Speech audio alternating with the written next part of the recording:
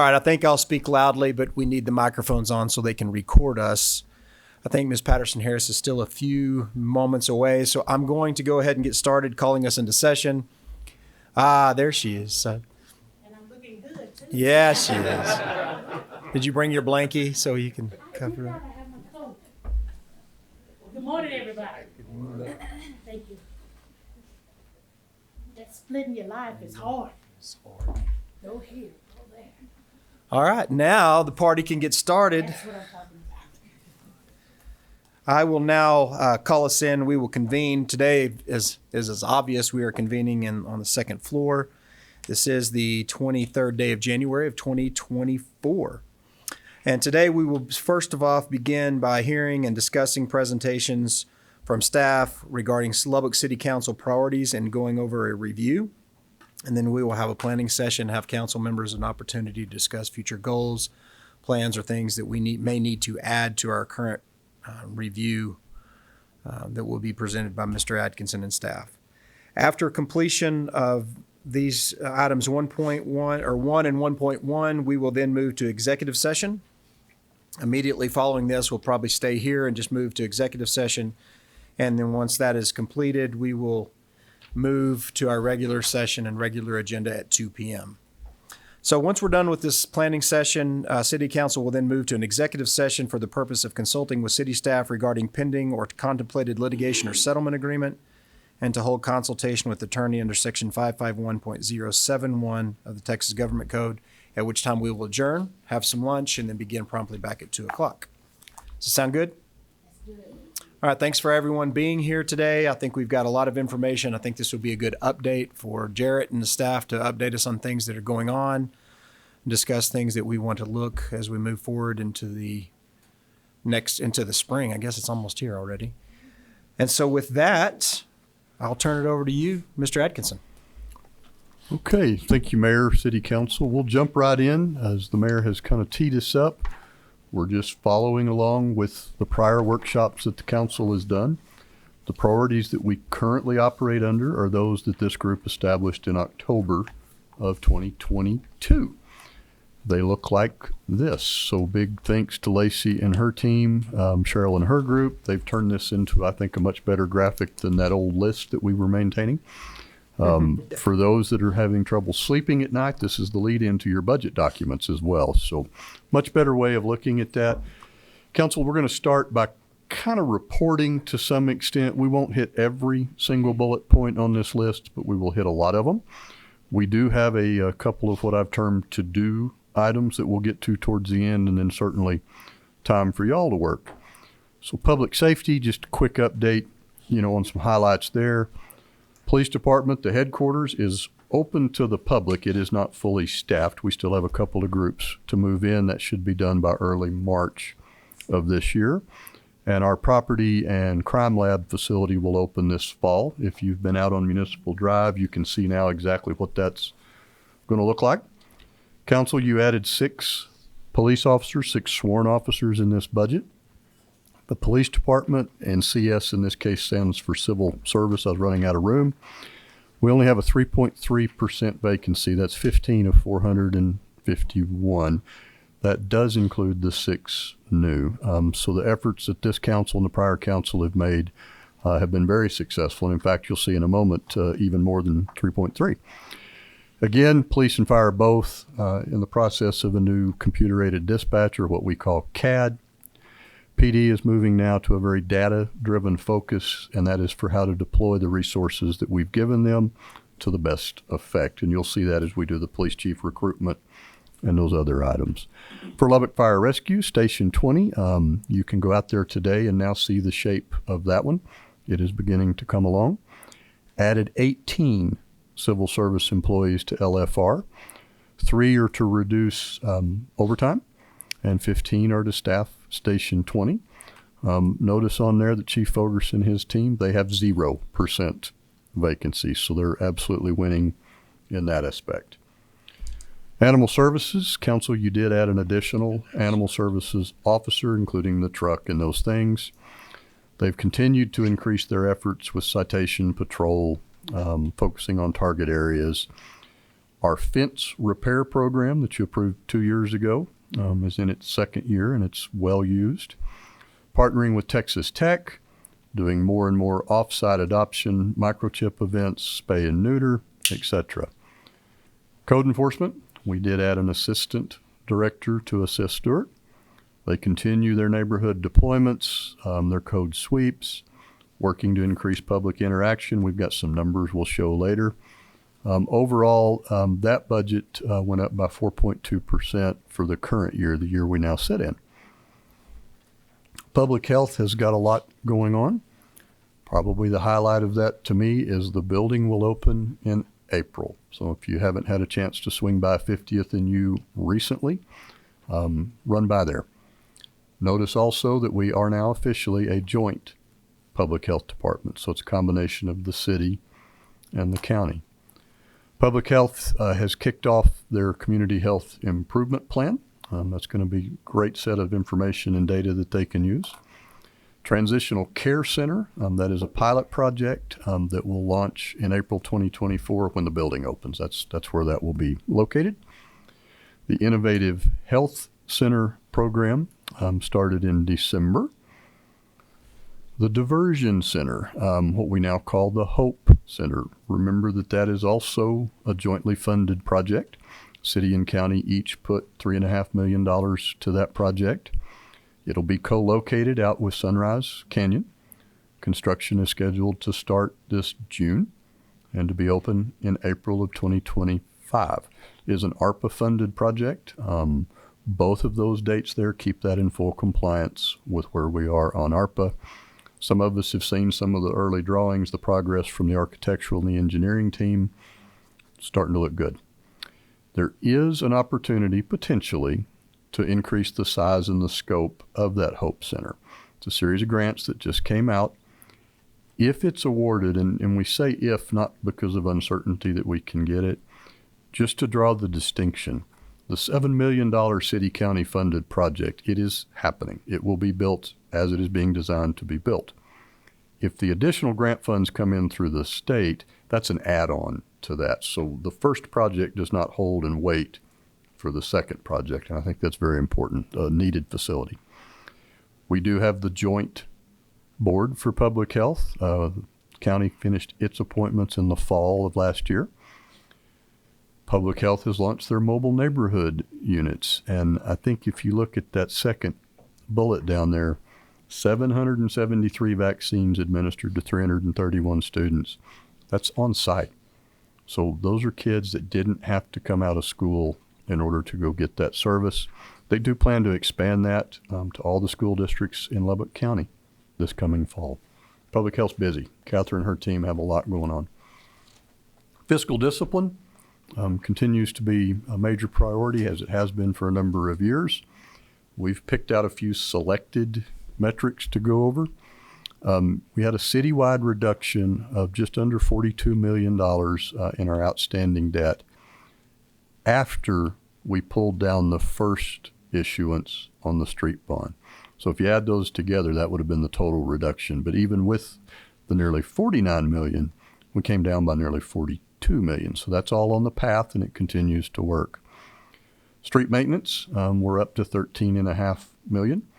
13 of that's general fund cash, 500 of that is gateway cash, and that's for additional work inside the loop. We put those three bullets on the bottom just to kind of illustrate what can happen when we have a deliberate path and we stay on it.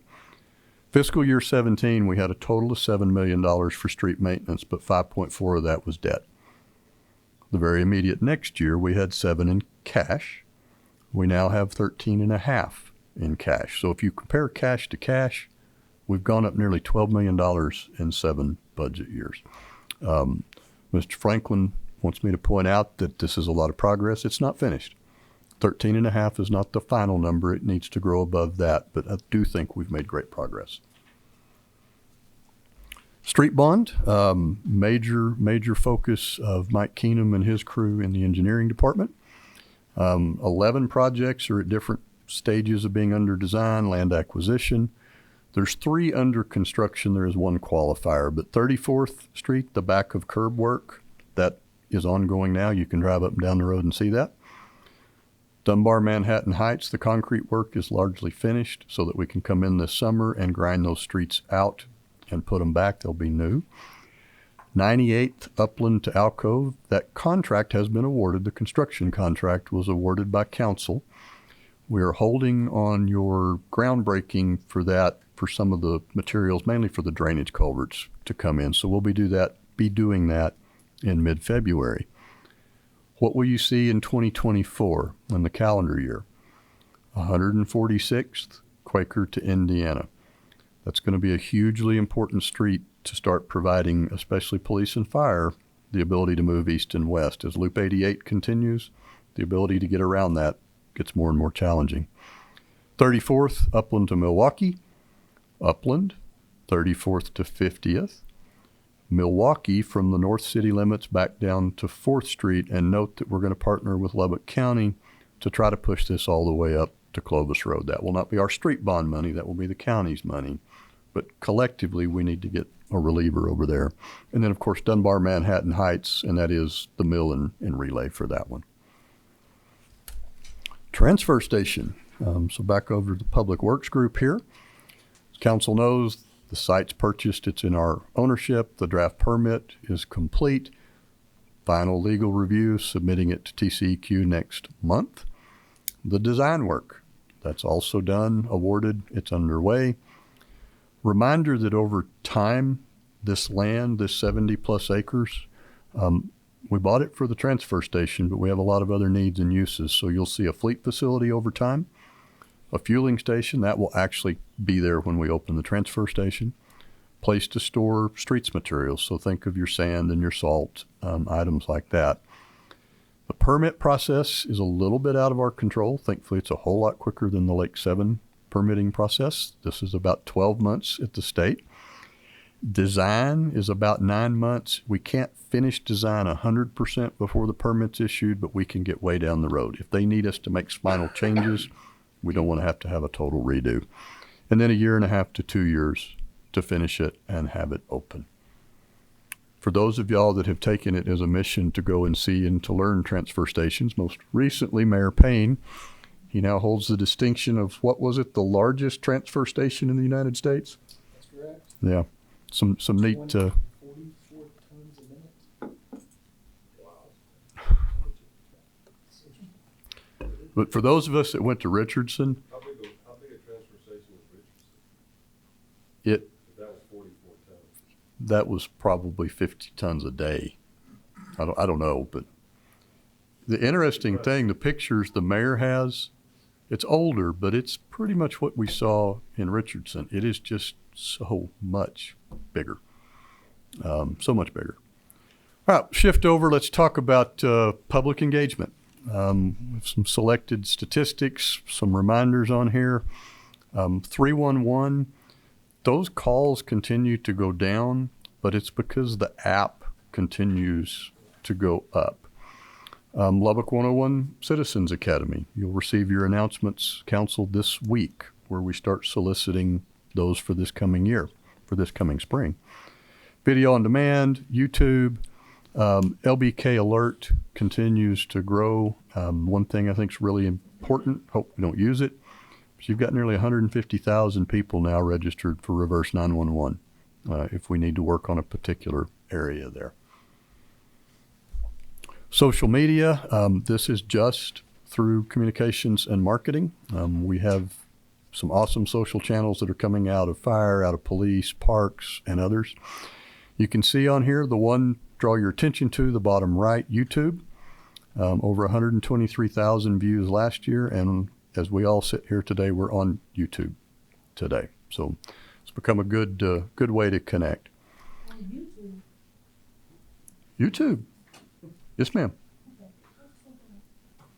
Gentleman right behind you's got you on camera. Are you YouTubing us? Oh, wow. Well, the thing of it is, we've not done that on council stuff previously. Is that correct? We are now. Okay, that's what, okay. Okay. That's why I'm not allowed to be behind my monitor today. We've lowered it. talk a little bit about the MyLBK metrics. 78% increase in activity last April through September. Through September, a little over 1,000 reports for service. Half of those are coming in through the web portal. Again, the small piece comes in from 311. By department, codes continues, and I believe codes always has been the busiest on our app from when we first launched it. But in order, it's codes, streets, solid waste, and then it moves on down from there. Community improvement, continuing on through here, the residential dirt street program. That program was created a number of years ago, initially with general fund dollars. We then added money from community development. In mid-2021, the council added another $9 million through a certificate of obligation, and there's $5 million more in the current bond package that we have. So about $18.7 million to date on that. Your current update, all but one of the roads in what we called CO Phase 2 have now been finished, and that's a piece of 25th Street. Phase 3 is under construction. It will wrap up in the fall. Phase 4, the design is done, so it will soon go out to bid. Two projects I want to talk about in just a little bit more detail are two MPO projects. So Upland, 66th to 82nd Street, is an MPO project. It was a project that was budgeted and funded really before the COVID stuff hit us. Therefore, the budget and the funding was not correct. We were able to go back, and your members that are on the MPO were able to move some money from a later year project to this newer year project. Plus, we received some money that came out of the final federal stimulus, the Build Back Better, so that or the Infrastructure Act, either one, added about another $1.3 million to come into it. We're back now to where it's a fully funded project. If it is a metropolitan planning organization project, the city does not bid it. TxDOT bids it. TxDOT is bidding this in February. So we hope to have that back. Hope it comes in on budget. And that very needed project will get underway. 104. On Upland, the bids in February, is there an anticipation or an anticipated date of completion on that? Just roughly, I have that question. No, I don't know that. Once it's bid and awarded by, Wood, do you have the answer? The question was, do we have an anticipated date of completion Finished. or close for a finish date on Upland? I do not. Being a TxDOT project, they take the bids, then they take the bids to the Transportation Commission, and then it would be 90 days before they started. Very good. Thank you. I just had to ask that question. We'll work on that. So 114th Street, Quaker to Indiana. This is an MPO project. This is one where the firm that initially had that bid and started that work went out of business. The work was thankfully picked up by a local contractor. It's actually the same group that was finishing from Slide to Quaker, which was a city-funded project. They are working. They're doing a good job. It did push the completion date back. We're now looking at fall of this calendar year to finish that one. So they're, well, and now that they've been able to finish the first segment, I think they've got more folks working on it. As it relates to MPO, we're probably at least 2 years out from having more significant funding from MPO to work on. But council, just know we have the list stacked. We've got all of our projects on the list. It's just now waiting for the dollars to catch up to get them to where we can go do those projects.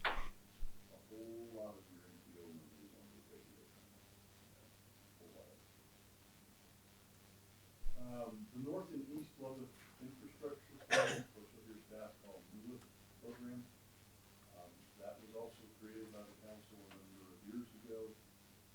Initially, we set that up and the funding was split several sources that no longer exist. All of the funding that is in that eligible category goes to the MULA fund.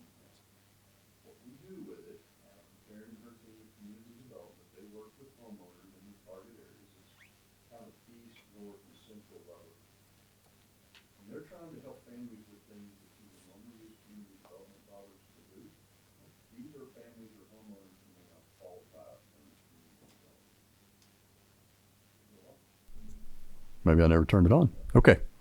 So that is, we're starting to see a big benefit from that.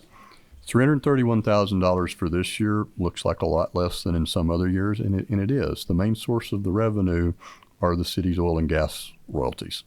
So as that revenue floats, this program floats. It still gets 100% of the dollars. Any dollars that are unspent remain in that fund to be used in the following year. Gateway, we've clarified, council has clarified the maintenance of interior streets as an eligible use. And this is your first year of doing that. So the $500,000 that we talked about earlier. The downtown grant program, 12 total grants in this fiscal year, about $1.9 million in private investment versus $285,000 in grant funds. Council, you worked really hard. We had the East Lubbock program since 2018. 2023, you added the North University and the 34th Street program. So collectively, you see that in East Lubbock, there's generated about $1.2 million of private investment over the years. 34th Street, first year program, 251. North University, 50. You add all those up and compare it to $239,000 in grant funds. So those programs are working. For Brianna and her crew, it's really fun to see how quick North University and 34th Street are starting to pick up and use those dollars. Moving on into the Community Development Department's operations. This is the year for the 5-year consolidated plan. Council, that'll be in front of y'all in April. The minor rehabilitation program, that is a program that during COVID was pretty much stopped. Several different reasons. A lot of the money started moving into other categories. We also got to where we didn't have contractors that could really do that work at that time, either because they didn't have labor or because materials had gotten so expensive. Just recently, that has broken back loose and it's moving. These are also the same contractors that will do a lot of the work under the NELIF program. As it relates to energy assistance, as we all know, our world is changing as it relates to electricity. So when we move into deregulation, people can still apply, they can still qualify for the Comprehensive Energy Assistance Program, or CAP. They can still qualify for that funding. What's different now is that funding doesn't flow direct to Lubbock Power and Light to help pay for those bills. It'll go to whomever those people have either picked or that they were assigned through the default process. Takeaway, they still get assistance. It's just going to look different than what they've done before. But we need to keep in mind, this is what's going on all around the state, and it works. People can still get that help. Those dollars will still be available. It's just going to look different to them for the first couple of months. Growth and development, citywide plans. Of course, Unified Development Code is complete. Remember, Council, we do have kind of a 6-month bring back or a look at it. Staff's identifying some minor things that'll come forward, continue to work with the outside community. The comprehensive or the future land use plan review, you're going to hear more about that in the council meeting today. That'll be done in this current fiscal year. We expect the first round of those dedicated neighborhood plans will come out in the first quarter of this year. The 2021 building code, continue to work with our Model Codes Commission. That should also be in front of y'all this year. It's hard to think for those of us that were here a while back, but the city's comprehensive plan's under its 5-year review, and I think that'll wrap up likely in December. Impact fee program, that was an output of Plan Lubbock 2040. $8.2 million has been collected through December. The first major expenditure out of your impact fees is the Upland 66 to 82nd project, and you see there those dollars. That project crosses 2 service areas, so it's eligible for 2 service areas. Some quick economic development, some grant writing updates. A lot of this, Council, we've already heard and seen. We do continue to see the growth in the use of public improvement districts, and that's Brianna and her team that manage those. There's 7 today. We have the creation of 4 new ones. Cypress Ranch is in progress. You've been taking action on that. We do have an on-staff grant writer that continues to do well for us. I think the important thing right now, she's got a 35% success rate, and that's a bit higher, quite a bit higher actually, than the national average. So we appreciate what Becca does, and we'll keep doing that. Big announcements. Council, I know you're all aware of these, so we'll just kind of put them in for those that are watching on YouTube today. Leprino, Tropical, WL Plastics, Duraline, XFAB, and Plant AS. The one that's the most visible of those, simply because it's physically the largest, is of course Leprino. If you haven't had a chance to drive by and look at that, please do. It's fully closed in. The cranes are gone. It's massive. It's very impressive. Talk a little bit about single-family residential. That's always the gauge of what's going on in our development and building community. You see in 20 and 21, we had record years on top of record years, significant increases. Calendar 22 went down 16%, was still above what happened before the boom. But last year we were down to a little over 1,600. As of yesterday, for this new fiscal year, we're averaging right at 100 a year. If that holds, you're looking at only 1,200, permits. It will pop up when we get into the spring, into the summer, but where it goes, we're just not sure. For historical aspects, that kind of puts us back around 2018, 2019 numbers on single family.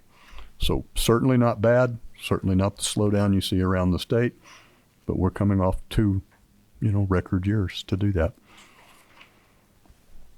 This one, Council, I'm going to stop for just a second, and I really want to say thank you to the Council. So you have approved and funded tremendous efforts, things that I don't know that I ever really envisioned doing, but we've been doing.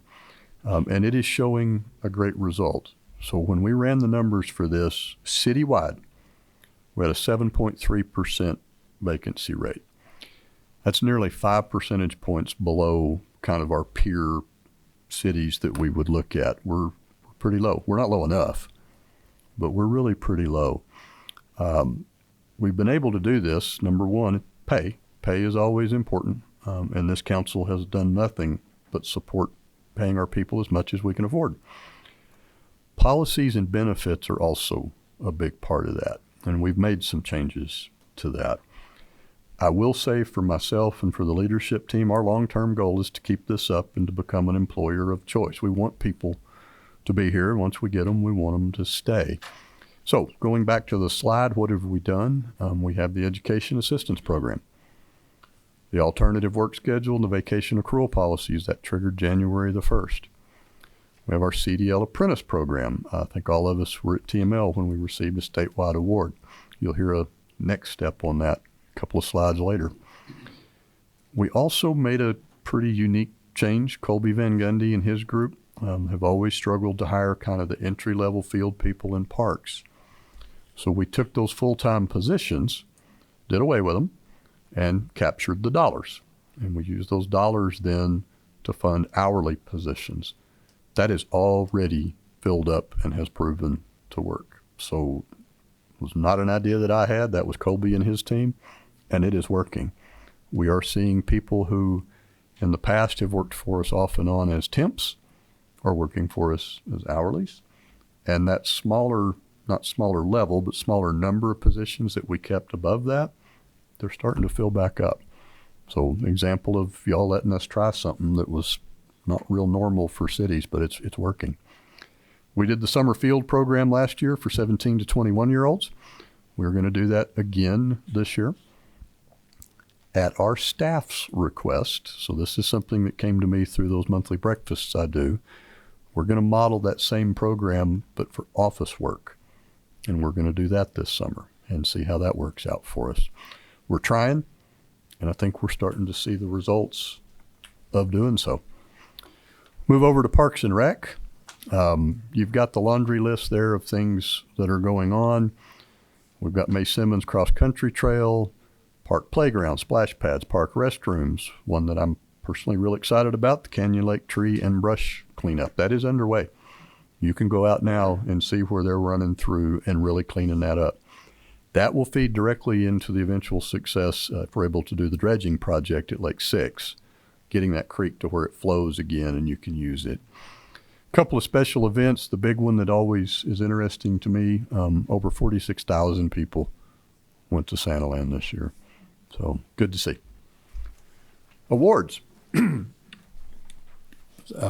City has done very well in the last year or so over this. The three that you see at the top, that was work that Lacey and her team did. You see a third place, 2 honorable mentions.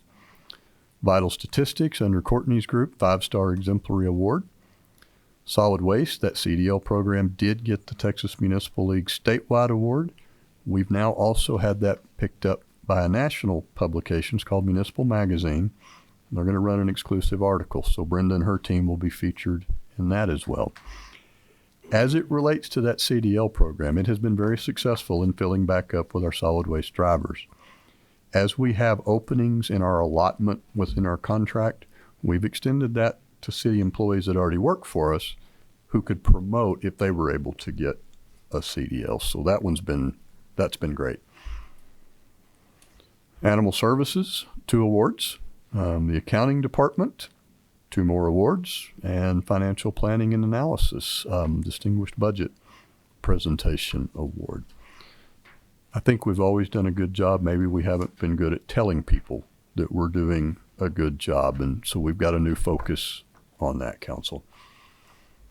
We're kind of winding up till we get to our to-do list. What do I see, what does staff see as really these major current ongoing projects where are we keeping our foot down on it? Street bond implementation, Fire Station 20, the final part of the public safety improvement, which is the property and crime lab facility, continued work on Lake 7 and the associated trail network, transfer station, splash pads, and street maintenance. So, Council, those are all things that you've seen in the budget, some for multiple years, some you'll see for many more years, but we will continue to work on that. Want to stop for a minute. I think we're going to have a question about Broadway. So Broadway is on the list to come back to the council. What it comes back to the council to do is for council to put the hammer on it and say, this is what it's going to look like. We'd initially said we would do that in February of this year. So with that, Mayor, I thought you might have some comments on that and we can pick back up. Yeah, thank you, Mr. Atkinson. Is that, that's really good stuff. Thanks for the overview. I'm following instructions. Yes, I think it's important. I mean, we've talked around Broadway for several years now. We've had sessions on this. I think it's kind of time to make some decisions on how this moves forward. And I know that future councils are going to have to carry the water on this. So I guess the discussion today is, do we move forward with planning and putting together possibly what Broadway looks like, but also maybe bringing in other streets and roads that may be necessary at this time and looking at another bond proposal to the public? Is this something that we try to look at in November as an election? Is this something that is a Broadway only package, and what does that look like? Do we need to make the determination of what it looks like now, or do we leave this for a future council? I think that's the discussion I think what needs to be had. So I'm open to any thoughts that people would like to throw out there. And so we can at least start streamlining this and start making some decisions instead of just talking around it like we've been doing. I think Thank you, Steve. Your arms are longer. We have met with the public. We've gotten their input. We've had so many different ideas. Our staff has been so instrumental in offering different opportunities and background. And I feel like we've done the legwork, and it's time for us to get started on this project. And when you say we started, Ms. Watkins, does that mean let's go ahead and put the plan in place and vote on what this looks like and then start the determination of where this goes forward? We need to look at maybe Broadway is determined and we know what Broadway looks like because we've voted as a council on what that future looks like, do we want to look at another citizens group, or would they come together and see if there's any additional streets and roads that need to be added? Do y'all think this is a Broadway only issue? What are your thoughts on that? All of the above, and I do like the citizens group. I think that would be beneficial to get some input on the direction or the design. But I do believe that we have to really have our ear to our staff, because they've done so much work, already invested so many hours, and we cannot overlook, the contributions that they've made in trying to find some. I know I've spoken with Wood and several other folks, and they have some great ideas, and we just need to really listen. Mark? So is it realistic that we will have a final design in February? Yeah, probably not. The question in front of the council, whether it's February or another time that you choose, is it supposed to be all brick, no brick, hybrid design? And per the ordinance that sits today, which we have followed every part of that ordinance, which included the Urban Design Historical Preservation Group, it included your downtown TIF, public meetings. The recommendations are in front of the council. The council has to make that decision. Once they do, then you have the final costing, and literally this line is here, that line is there once that's made. So question number one is, what is it? All brick, part brick, not brick? And then Some I think, permutation thereof. But and then those I are the think question simplest. number 2 is are we going to put this on a bond package? How are we going to pay for it? And so that's really the question. We don't need any more citizen committees on Broadway, but do we want to look at other streets? Do we want to look at a larger bond package moving into November? Do we want to add this as a possible vote in November when we're going to have a large turnout because it's a presidential election, which I think increases your odds of getting things done? Those are conversations. Mayor. Yes, Mr. Massinger. Thanks, Jarrett. That was good information.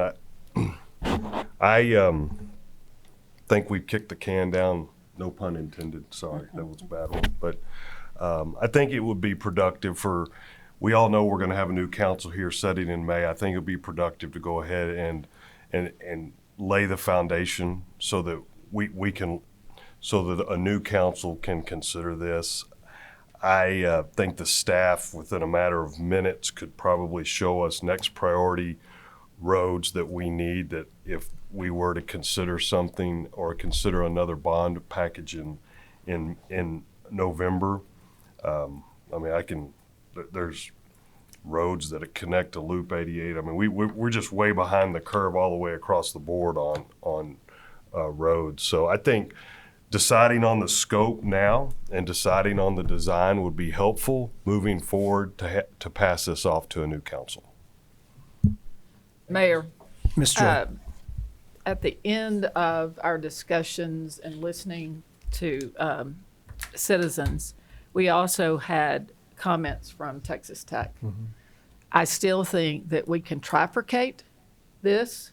We can take Avenue Q to University as brick. We can take Avenue Q to Avenue E in some form, but we've got to go beyond Avenue E and do from there underneath the overpass down to Canyon Lakes Drive, which was in the first proposal. Mm-hmm. It was not proposed to be brick.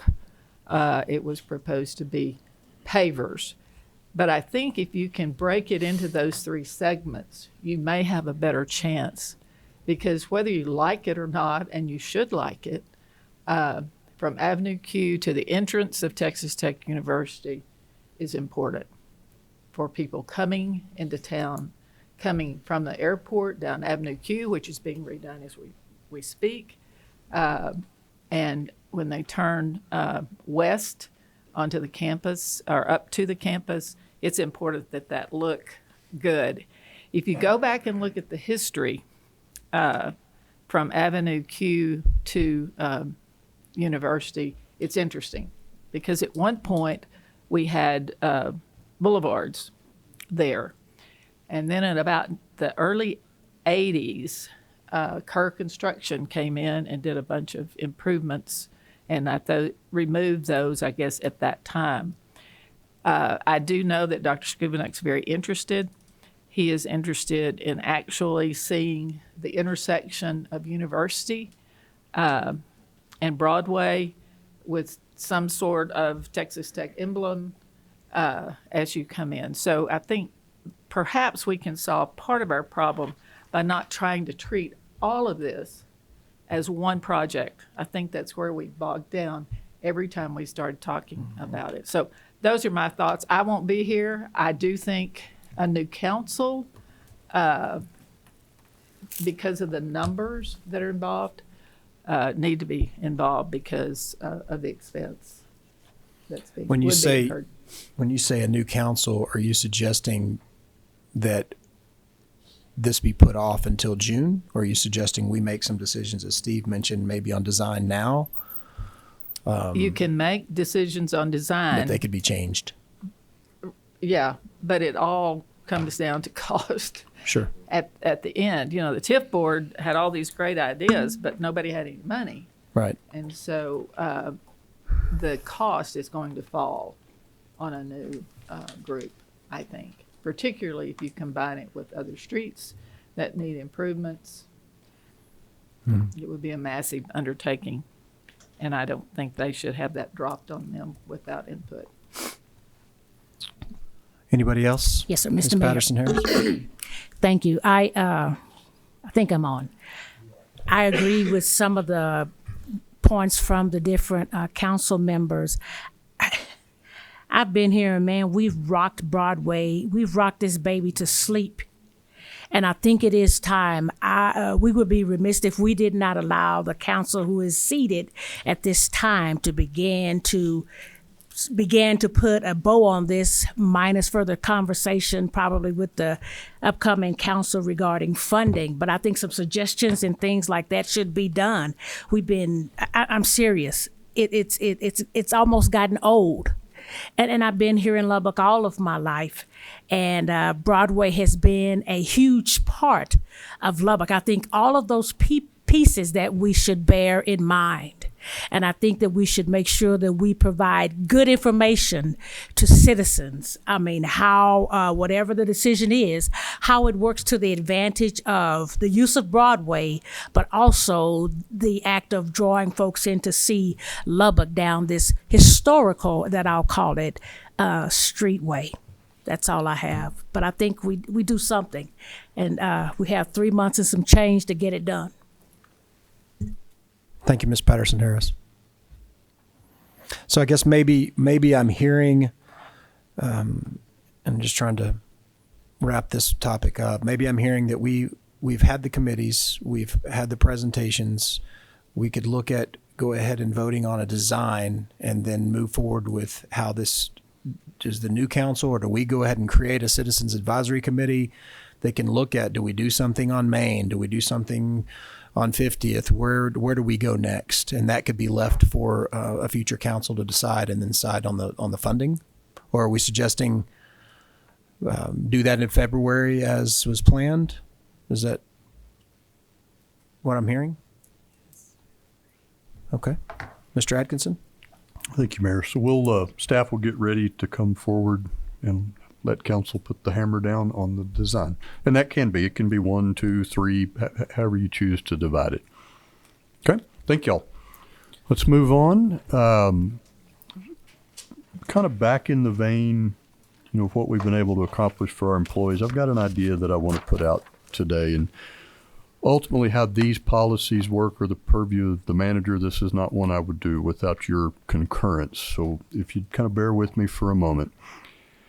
We've taken a big swipe with the vacation accrual, making that proportionate instead of annual. It didn't increase our cost, didn't grant an additional hour. It just allowed people to have the benefit of the time that they were earning.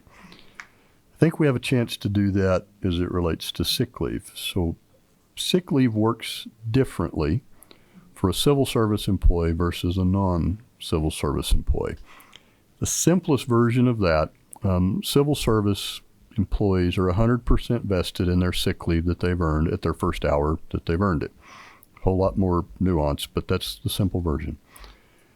Non-civil service employees have no vesting in their sick leave until the 15th year, and then they have all of it. So it's 0 to 100. I'd like to change that. And why do I think it's a good idea? Number one, it puts those benefits on a common level between civil service and non-civil service. I think it can encourage retention, and I think in some cases, and abuse may be too strong a word, but it's the only one I can think of. I think we can work on that. So if I look through the records today, your civil service employees with 5 years or less have an average of 159 hours of sick leave still on their book. Non-civil service employees for the same period of service have 76 hours. They earn the same sick leave. They earn the same sick leave. So where did it go? I think we're seeing a retention gap for non-civil service kind of from that 4, 5, 6 year period.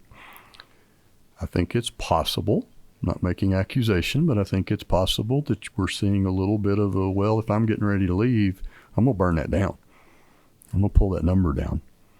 I think we can help with that retention gap, get people past the 5 years, show the non-civil service employees the value of that employment. Is there a potential cost to it? Well, there is, but if I add up both sides of your sick leave balances, non-civil service is only 19% of a potential liability. Civil service is 81%. Only reason for that is the difference in the vesting. That's what it is, and the numbers. My proposal is to take employees that finish their 5th year and say, okay, 30% of that balance is now yours. You're vested in 30%. And then gradually increase it until they hit their 100% at their 50 years. So it's not the same as civil service. It's a whole lot closer. Does not increase accruals. I'm not talking about giving more sick leave. Stay with what you have. Just let them vest in a portion of that and recognize the value of it. So love to have y'all's input, your thoughts on that. I think that's long overdue. And our employees, Christy, do you mind? am I not? Sorry. No, move into it a little bit for me. I think COVID changed the culture in so many ways, but we have so many employees that I think would benefit from making that change and would appreciate it. And I think if you have happy employees, you have productive employees. We're already seeing the benefits of the changes, and I think we need to continue. So I appreciate that you're putting our staff at the top. I think that's so important. You know, if we don't have happy employees, I just feel like we'll lose them. And the little things make a big impact. So thank you for that, Jarrett. You're welcome. Thank you. Mayor, Yes, Ms. Joy.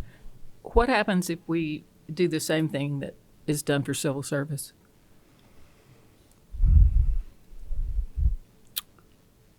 If you'll give me a minute during a break, I may have that number. I don't have it off the top of my head. I think I've got it in here. Okay, thank you. I like that. What would be a proposed, when you look at 5 to 15, have y'all thought through where you would go from 30 to the 100%? Would it be 10% in year 7, 50% in year 8? What was the thought process there? The model that we picked would be 30 in year 1, and then it goes year 1 being the 5th year. 30, 35, 40, 45, 50, 55, 60. Once you hit 60, I need to bring it up by 10 a year to hit the 100. So it would be 60, 70, 80, 90, hitting 100% at the 15th year.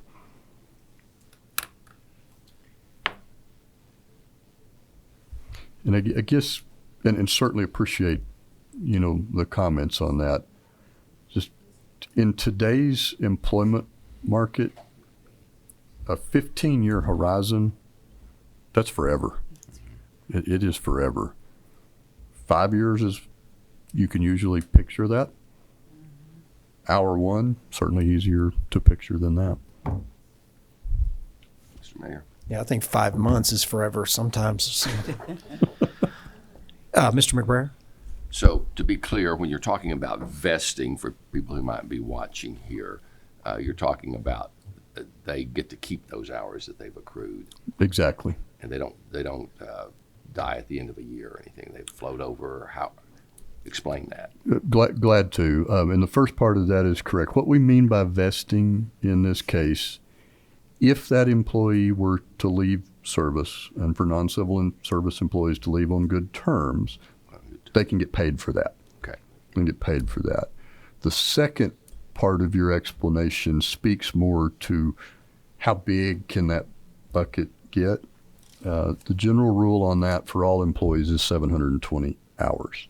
Is the maximum. It's the maximum that can be paid. Now, they can have a bigger number than that, but the difference between, say, 720 and 820 actually can be applied to their future retiree insurance. Okay. It just can't be paid out. Thank you. That's probably been on the books for 30 years that way. Any other questions? I don't have a question, Mr. Mayor. Just a statement. I'm looking at that. That's a long time before you vested, fully vested. It's a long time. And you may have the ability to look at that and maybe kind of just play with some numbers to see something different a little bit sooner.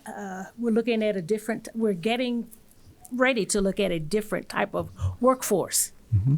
Some of us are floating away. I'll just say floating. I won't say anything else. So just some other ways to entice, and maybe that's not the word, to encourage or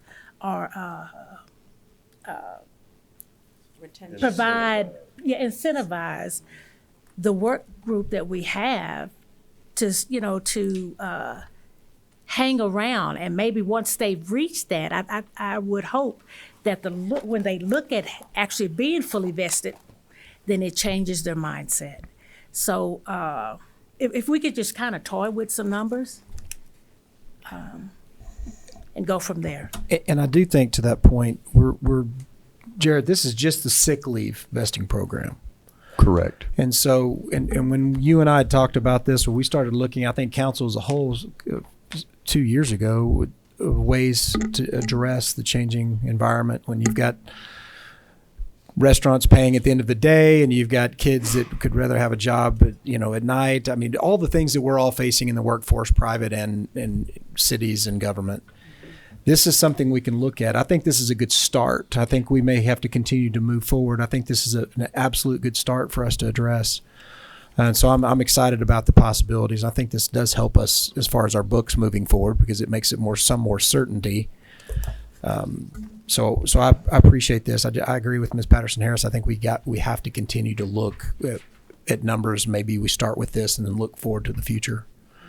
Increase. I have a quick question. Yeah, Ms. Joyce. Sorry, I forgot you had a question. It's okay. Do we have a sick leave bank? We do. Okay. How does that? Let's talk about how that works. I'm going to struggle to quote this one off the top of my head. Our sick leave bank is very, very large. I believe, and I don't know if Elizabeth's in here or not, eligible employees can put 8 hours of sick leave a year, basically take it out of that employee's bucket and put it in the sick leave bank. It has a lot of hours in it, and that is it's eligible for use by employees that have a qualifying reason to use it, a major illness, an injury, something like that, and they've exhausted their leave. Then they can draw out of that bucket. And that's booked as a future liability. All of this is that. booked as a future liability. So It this could help us moving forward.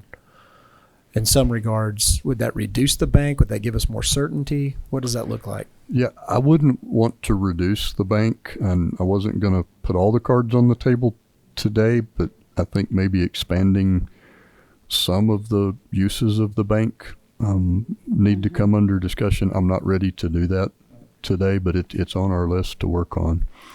As far as future liability, you have 100% of the civil service liability at day one, and that represents about 81% of the total. And none of this changes any of that. Correct. That remains. I was going to make sure we point that out. Yeah, So no, it was not something this that was will brought not up. add an hour to anybody. This will not take an hour from anybody. We're trying to keep it within what we currently grant. We just want to get it to where employee sees a value for that. Comfortable with the model I've got. Would love to look at one that was a little more aggressive. I like it being a bit of an incentive. I really do. Maybe it should be a quicker incentive than what I've shown you today, but I'd like to work on that. And just to reiterate, we're simply addressing non-civil service. So if any of the rumor mill out there gets started that we're addressing that, Dr. Wilson, Don't you start. no, I'm not saying you are. No, it's good. Well, and- I think this is a good start. I think we just continue down this path. Yeah, it's an Thank you. adult step. I think that's important. We always do baby steps, but this feels like an adult step, and then we can do some more baby steps. Right. And just to kind of fill in the record on why is there a difference between civil service and non-civil service? Civil service is defined in state law. Civil service is in state law. Not civil service is subject to the city. So All right. Thank Mayor, I y'all. have a I question appreciate- real quick. Yes, Dr. Wilson. So I really like Ms. Patterson Harris's idea of looking back and maybe even starting this even a little sooner, trying to, do really help our recruitment, retainment. I mean, I don't think we should do it at a year. I think that encourages shorter spans, but maybe looking at around 3 years, something like that. So I like looking at those numbers. Just for clarity, if we put something like this in place, will it include all city employees that are currently employed by us? Like, will it start?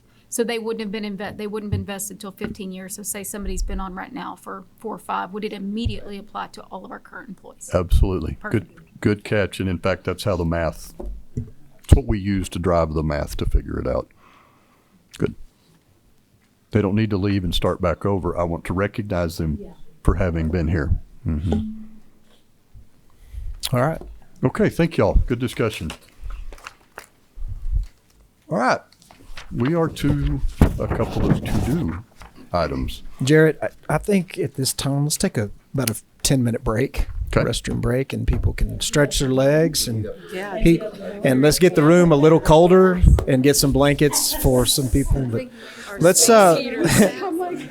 let's recess until it's 11 o'clock. Let's recess until 10 after 11.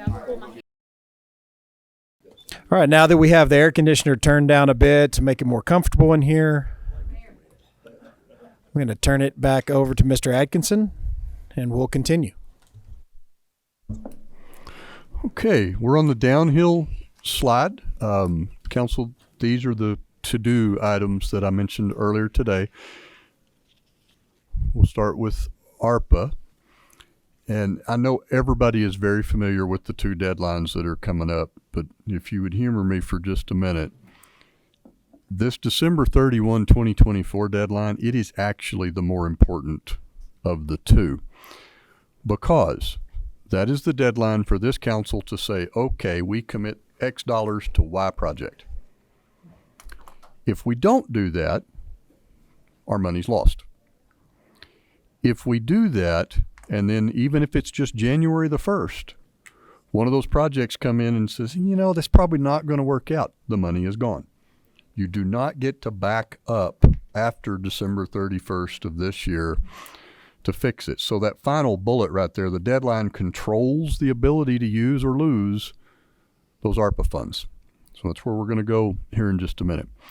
Can't lose sight of the second deadline, and that's when those dollars that were committed have to be spent. And if they're not spent, whomever they were headed towards has lost those dollars, just as the city lost. And really my only qualifier to the 2026 deadline, people can't prepay that to get past it. If we said that's going to build 7 houses, house number 7 has to be finished, okay? But for today, let's focus on December of 2024. Here is a very simplified update. Y'all are used to seeing this in about a 7-column sheet, but we've simplified it. Housing, there's $2.5 million set aside. Those dollars have been committed, those dollars have been programmed, and both of those major housing projects are under construction. No change. Cybersecurity, $2.25 million, no change. The diversion center, the $3.5 million from the city, 3.5 from the county, all that's right on track, no change. Small business, these were direct grants. That was a bigger number, but that program completed, and we've already reallocated the remainder, so no difference there. The arts grants, all in, all done, there's $208,000 on the table. I want to reallocate that. The nonprofits, much smaller uptake, but let's remember for small business and nonprofit, the city had 3 tranches of those dollars. So this was number 3 and final, and there just weren't many left that hadn't already been assisted. But nonprofit, 88,000, we've already finished. Y'all did that reallocation in the budget. Job training's a big one though, and I think the 1.9 million is a little bit big. So before we bring it to you for action, we'll true it up again. A lot of that is additional dollars that the city set aside, that we set aside for things like the educational assistance program, our summer programs, and they're working. We now have a better idea what we're really going to be able to spend, and so we have too much. Some of it is because we were planning to participate in constructing a facility to help with licensed trades. That's not going to happen. The outside partners are not where they can do that. We're still doing direct assistance for licensed trades, but the big chunk of money is just not going to be needed. So I want to reallocate. Homelessness. You'll hear more about that. We've got a separate, I think it's 4 or 5 slides to talk to you about that. Bill, you're going to meet a young lady here in a moment. They're on track. They've got a good program for you to look at today. Public safety, that one's all in, all done. Parks, they're either done or committed dollars. Public health has a remainder. That money is not actually available to be reallocated at this moment. I just show it to you so you know what it is. Why not? Why can't we reallocate it? Because there's future commitments coming to it. Okay. Yeah. If there's not, I'll be back asking you to reallocate it. But at the moment, I'm not saying that. Utility projects, 9.45 million. Council, that's in this year's budget that you approved. You allowed us to hold back $500,000 in contingency. It's time to just put that back to work for us. And then what's called undesignated, and why is that number so big?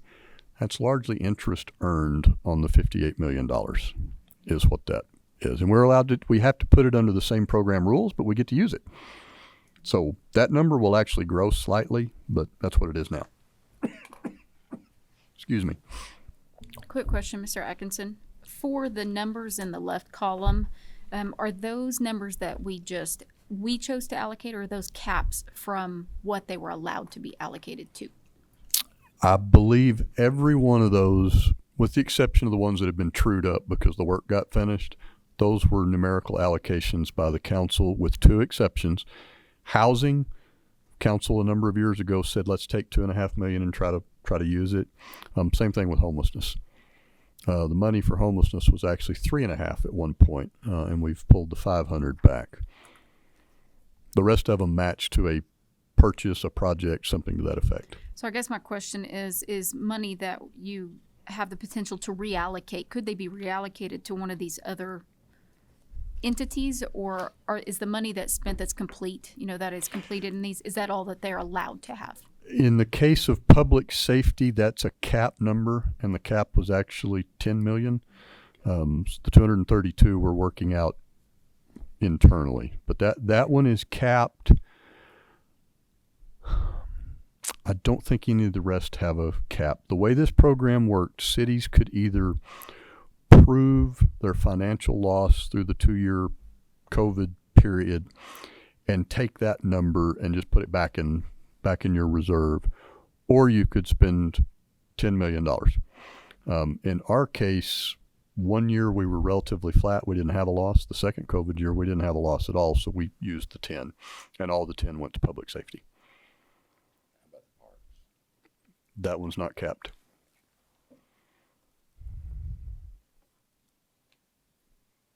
Okay, thank you. All right. So here's the recommendation from staff. The numbers on the right carry over from the prior page. Totals to $3.9 million. Staff recommendation is to take those dollars and put it in the West Lubbock expansion project, West Lubbock water expansion project. The first phase of that project is actually funded in this year's budget, but it's a multi-year project. We see a couple of things changing in the world. Our long lead time equipment is not getting better, it's getting worse. Number two, largely due to what's going on with your friendship bond issue, a lot of the growth pattern is shifting more and more towards the west. We think it's important to go faster. If we do that with ARPA dollars, the big thing I see is we get moving, but number two, that minimizes the rate impact that this project would have. In other words, these $3.9 million don't have to come out of rates. We don't have to try to recoup that from our ratepayers, and everybody in the city pays the same water rate. So I think it's a benefit to the entire community. It's also preserving the use of available funds. Does not have to go there. That is just the recommendation that staff's bringing forward. Jarrett, would you talk a bit more on the long lead time equipment, and if we don't get moving on this project fairly quickly, what could be some of the outcomes for some homeowners, particularly in that part of town, and I guess it could affect the entire system? It certainly affects the west. Today, your water system is broken into two. We have an east and a west. It's the same water, it just operates at different pressures. What we're calling West Lubbock expansion would split the system into three. So you would have west, and you would have central, and you would have east. If this project doesn't start moving forward, we could be well past design and everything else, have a construction contract awarded, and not have the equipment that it takes. So long lead time equipment today, those are your big pumps, your motors, what they call the switch gear, which moves it back and forth, and your generators. We've been able to modify the engineering contract for them to design all of that long lead time equipment and set it out separate and allow us to purchase it. That's not common, but we've done it before. So the work that's going on right now to fix all of the literally 70 and 80-year-old valves out here at Pump Station 4, we bought those, put them on the shelf, and then wait till winter because you don't have the water demand to use them. Over time, without this third pressure plane, we're going to have some challenges under bad conditions, not under normal conditions. I don't want anybody to think that, but if we follow everything that could go wrong went wrong at the same time, we could have a challenge keeping the water pressure up over there. And making this split into that third pressure plane will prevent that. Thank you. I think this is a fantastic allocation. It's very practical. Ms. Joy? Does this have anything to do with our agreement to provide water to Wolfforth? Is this some of the same line? What? It's really not. It's north of that. Okay. So just to pick it out, say somewhere in the uplands between 50th and 34th area. And remember, the Wolfforth connection is actually south of Marcia Sharp. Okay. You also say preserve the use of available funds. By available funds, you want to define that for me? $3.9 million. Okay. Well, it's my understanding that at the end of our fiscal year 2023, we have $23.4 million that's not allocated or obligated. General fund reserve. General fund reserve. Mm-hmm. And so at some point in this discussion, I think we need to talk about that. Be glad to do that. Even though it's not on your list. No, it's fine. Remember the 23.4 is the trued up number because the fiscal year ended. That's right. We gave you an estimate of what that number would be when we did the budget. We did have discussion, and I think there's even stuff in the presentations we used. Why do we keep that?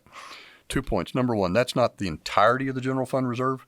That's the amount of money in the general fund reserve that is over the required amount that we have to have. And you hear it sometimes, it's called excess reserves, available reserves. It's all the same. Remember, council, that is the money from which we take your street maintenance right off the top when we give you next year's budget. So when I did this a year ago, The first 13 million came out of what today is the 23.4. We also use it we try to never use it for anything that's operational because that's a recurring cost. We try to use it for one time. That's a big reason that we've been able to increase street maintenance. That's a big reason we were able to get out of what used to be the old master leasing program, and it's cash capital. So that sounds like a lot of money, but out of a nearly $300 million general fund, it's really not. It can be spent at the council's pleasure. It will leave us short of being able to do things for the next year. Well, and I think that's what we need to understand is we've got the funding above all of our reserves. What can we do with it? How is it to be used? Because typically by the time we get into the new budget, that kind of all gets lost along the way. And so I think it's important to know exactly, for example, is that a commitment from the council that that's going to be used for street maintenance? Because that's done on an annual basis, set every year. But I think you need to know what that amount is, particularly if we want to increase street maintenance. I've hit a pothole at Memphis and 22nd Street that's big enough to put my car in. Yeah. And the other thing, and I'm going to go ahead and say this, is Quaker Avenue. We have torn Quaker between 4th Street and 19th up, I don't know how many times. And it looks awful. And I know it's on our list. It'll be redone, whatever. But when we go in and we tear it up, then I think we've got to do better. That's a busy piece of a street. And yeah, some of it's because of our cable and people like that, but major damage was done by us. So Wood, I see you grimacing back there. I know we had a project that went down basically the center turn lane. That street is a mess. There were 2 massive gas repiping projects that somehow managed to get it both east and west and north and south. Yeah. So Street maintenance, that's the whole point of that. overall, council, what are the thoughts, if or any objections you see to this reallocation? So, I guess to Jarrett's point, I do see this as a benefit to the entire city. yeah, I agree with you, Mayor. Anytime we have extra money, I think everybody always comes up with an individual fluff project that they would love to put in their district. But overall, one of the biggest things that we do is to prepare the city for growth and not get behind. We have seen quickly what can happen when we get behind on infrastructure, such as roads. And so I think this is a wonderful allocation of some extra money that was provided that the taxpayers are not paying for to move forward with, in an area of planning for future infrastructure and growth. So I think this is a great reallocation. Thank you. Mayor. Mr. Massengill. I concur. If you watch the rate model, or we have several groups in our community that watch the rate model, and this is a shot in the arm for the rate model. I don't see how you can't support it. This is one-time money. This is, this entity won't see this money ever again or get this type of money ever again. And so that's why we've always talked about making sure we use it, to have an impact. And this has a positive impact on our water system, and it has a positive impact to our ratepayers. Ms. Patterson-Harris. Thank you, Mr. Mayor. I'm looking at it, and as I drive, particularly District 2, but all of Lubbock, had that opportunity with some visitors this weekend and saw so many things. There's so many needs. And I don't believe it's to say that this expansion is not a need, but the thought of having the excess amount of funds that we have and maybe take some from there and here to meet the actual financial cost of that expansion and still have some funds, and as noted, that we've never had before to drop in our lap, if you allow me to use that word. And there are some spaces within the city that even during budget time don't receive the attention that they probably should. So this one-time money I see it as being a great opportunity to do some of those things as well. So I think that you butter both sides of the bread, if I can say that, and allow what we have, some of the funds that are the ARPA funds, to go toward the expansion, but also dip in the excess funds that we also have. I keep forgetting that term. Help me. It's a good term, excess Yeah. reserves. Reserves. COVID is still on me, but the excess reserves that we have, because since I've been here, we've not been hard pressed to even go in that direction and use those. So just my thoughts on it. I think that we make sure that we can take care of a lot of things. We have been able to, but there's still some things out there lurking that we may need to help along with in some of the other departments as well. That's my thought. Mayor, Ms. Martinez Garcia. thank you. Once again, we're all obligated to our individual districts, but more so, we are obligated to the citizens of Lubbock. And I think that this is a great project that we invest. I mean, it's about vision, and we are seeing so much growth that it is necessary for us to get ahead of the curve. And I think that we have an opportunity, again, not at the expense of citizens, but in the future, it will benefit all our citizens by this rate impact that we would be saving the money. So I think it's a very positive thing, and I'm totally in support of it. Thank you, Ms. Martinez Garcia. Mr. McBrayer. Jared, if you wouldn't, if you have that figure, what do you anticipate that cost of that expansion to run total? Do you have any idea? By the time you get to the full build out of that expansion, you'll end it with one additional water tower. Right. And if Mike's in the back, he may have it, but it's probably all in, all done, everything, $40+ million. Okay. So this is, a part of an impact on that. This will make an impact on that. Very much so. Get us started. I think the lead time equipment thing is very significant here. And I think the water table there on the west side of Lubbock, we do need to address that because it affects all of us, really. Yes. It does. So it is a citywide solution to a problem that affects the whole city. So I think it's a great use of it.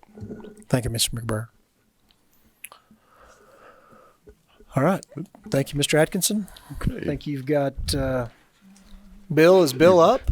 Mr. Howerton is up. He's going to talk to you about how to use that homelessness money that was on the ARPA slide. Am I running it or you? You're running it. All right. Man, I just want to say that Mr. Bill Howerton was my road dog this weekend. I And had many duties on Saturday. yeah, I just wanted to give you that credit and say a great thank you. Even got very some welcome. calls saying how appreciative they were of We you being appreciate with that. them. Thank you. Thank you. Bill, before you begin, how are the Cubs looking coming into spring training? Well, Bellinger's still not signed, so Okay. we're hurting. All right. Good. Thank you. We're gonna play friendship next All right. The floor is yours, sir. I'd rather not have it now. All right. Just want to give you an update on how we plan on spending the remaining dollars that are set aside for the homelessness effort. I wanted to give you a brief synopsis, I guess, of how we got here. In 2020, we really started a new conversation on homeless. It's been going on for decades, but in 2020, it kind of took off again. And I'd like to give Ms. Joy credit for that, and David Alderson, who is our board chair on the organization that I'll go over in just a second. But that really allowed us to get going. Once those conversations were had, we started a new organization called ECHO West Texas. I think you've all heard of it. ECHO stands for Ending Community Homelessness Organization of West Texas. What this group's going to be is our lead homeless group as we move towards our continuum of care. And I'll go into that just a little bit more in a second. Now, the difference between today's conversation and what was prior to 2020, we have money this time. We've got ARPA dollars sitting there that the city council appropriated for this $3.5 million, and that was in May of '22. So we've spent $200,000 of that. This council gave us approval to go ahead and do a contract with ECHO to hire our new executive director. And I would like to ask Miss Valerie to stand up real quick. Valerie Longoria, she's been with us, the annual will be February 1st. So she started February 1st of last year. And from my point of view, man, we couldn't have found a better person to run this organization for us. I'll give you some highlights in a second, but she's really done well. Thank you, ma'am.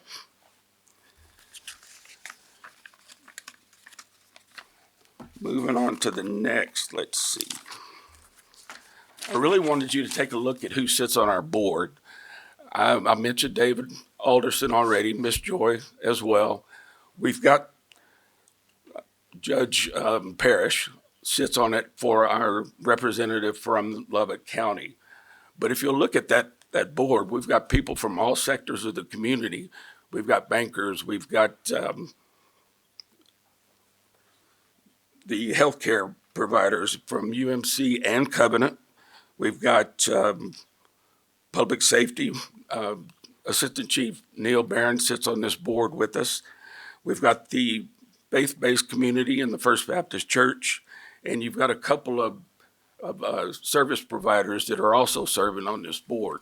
We do have a few vacancies, but we're working to fill those now, so those should be filled pretty quick. Our short-term goals, there's really just two of them, or there's two main ones. The first one we mentioned before is to obtain our Continuum of Care designation. Now, that is a designation that comes from the U.S. Department of Housing and Urban Development. What that will do is allow us to take control of the funding that comes in through the COC program and have local control over it. At the moment, right now, we're under the Balance of State or the Texas Homeless Network. So all that power and that control is in Austin. We want it back here so we can tell what we're doing and be in control of how we go about this effort. The second thing I wanted to point out was it's really easy, but it's something that's just as important as the other. We really need to continue to improve how we deliver services, where we deliver services, and to whom we deliver services. So it's something we need to continue to get better with every time we do a new program. And I wanted to give Valerie a heads up or a pat on the back. In the very short time that she's been doing this, she's got 35 agencies that she's had commit to the ECHO efforts. But she's done very well with that. You probably know we had 0 when she got here, so 35 is pretty good. To go over how we're going to utilize the ARPA funding,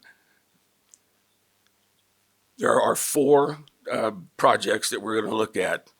3 of them concern renovations of existing buildings. 1 is a new facility, and I'll get into a little bit more on that in just a second. All 4 of these are going to require hardware purchase for our reporting. We'll do our local reporting, we'll do our reporting back to HUD, but all 35 of the agencies will be on the same software to make that easier. We'll also, each one of these will require some staffing and support, but that's very small on this list of what we'll do. The first agency is the Co-op, located at 2005 Avenue T. This one is a renovation, 13,000 square foot. This will bring about an education center, shared office space, and again, the system hardware and the support staff. I think you're all aware of Lubbock Impact, located on 34th Street. What we're looking at here is going in and renovating a medical clinic. That will allow us to provide medical services to the uninsured.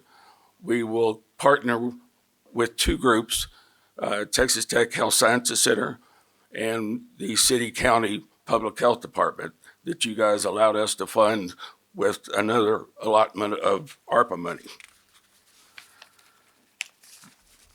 The third one, I think you're all aware of this one as well, is Grace Campus, located at 1301 Avenue A.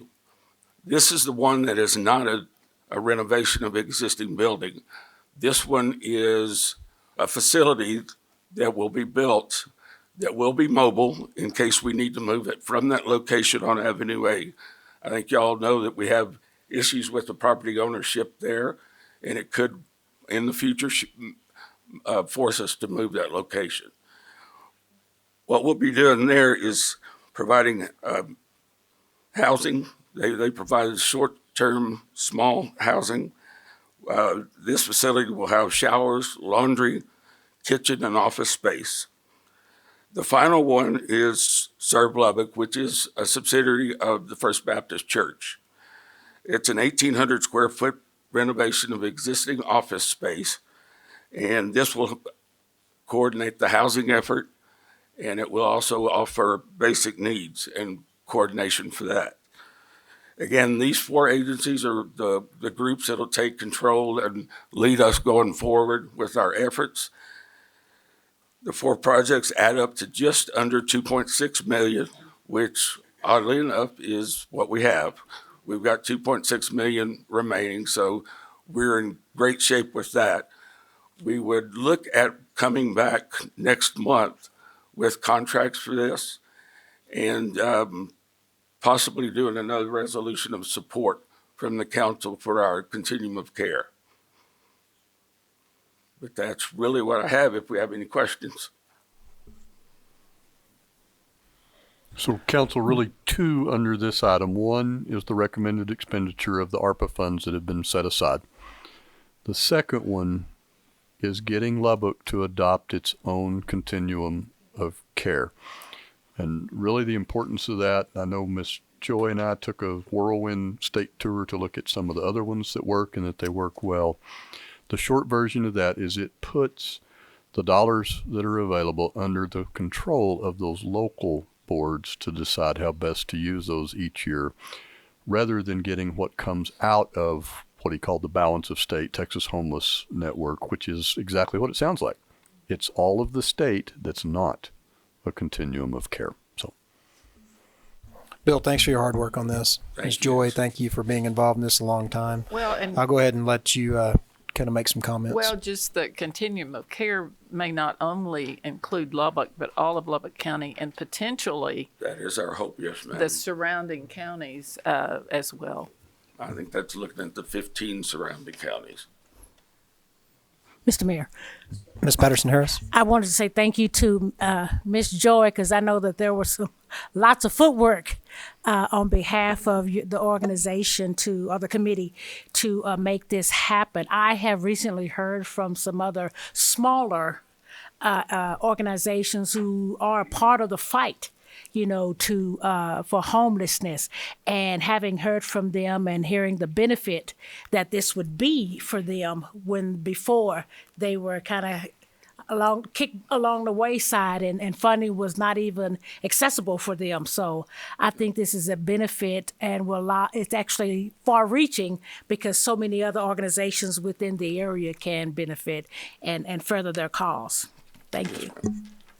Thank you, Ms. Patterson Harris. Mr. McBrayer.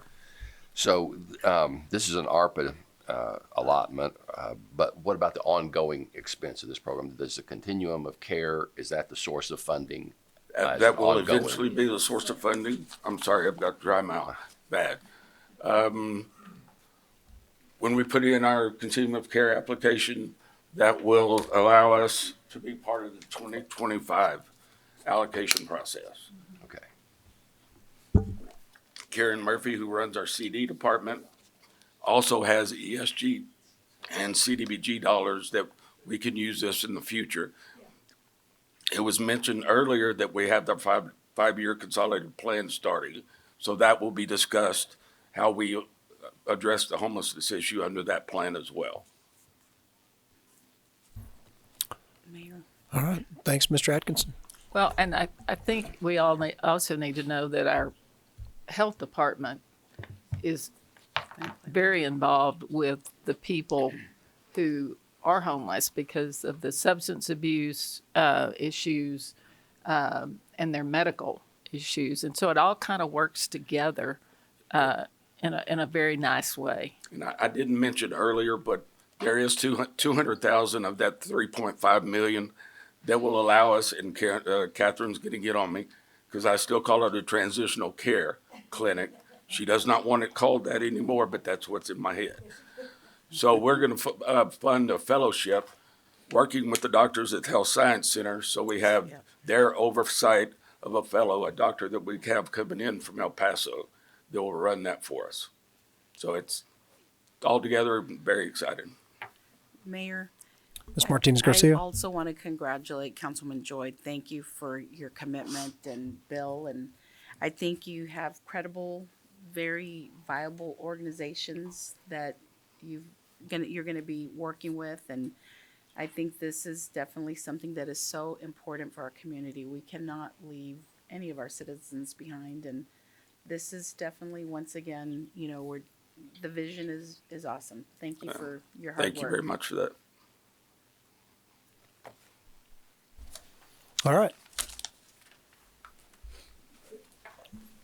All right, Mayor and Council, before I throw it over to y'all, staff was able to get the estimated timeline on the Upland 66 to 82nd project. TxDOT anticipates notice to proceed May of 2024 and completion of the roadway by July of 2025. Good, thank you. And Mayor, with that, I throw it back to y'all. He's throwing around. Miss Patterson Harris is rocking babies to sleep over here. That's buttering the bread on both sides of the bread. It's perfect temperature. Thank you, staff. So I think at this point, if you recall last year, we really focused on priorities. I think being a new council that we carried forward many of the priorities from the past because a lot of times those stay the same. Public safety, fiscal responsibility, all the things that we've kind of carried forward. So I'm willing to do as much discussion as you all want or as little discussion as you all want. We can put them up by district and see maybe what priorities are, or we could say, let's, carry this conversation forward again. I kind of went through the list Mr. Atkinson had and had some of my thoughts, and I can share those and we can share individually or narrow this down. It's really up to you all how this conversation goes. I will facilitate how you wish.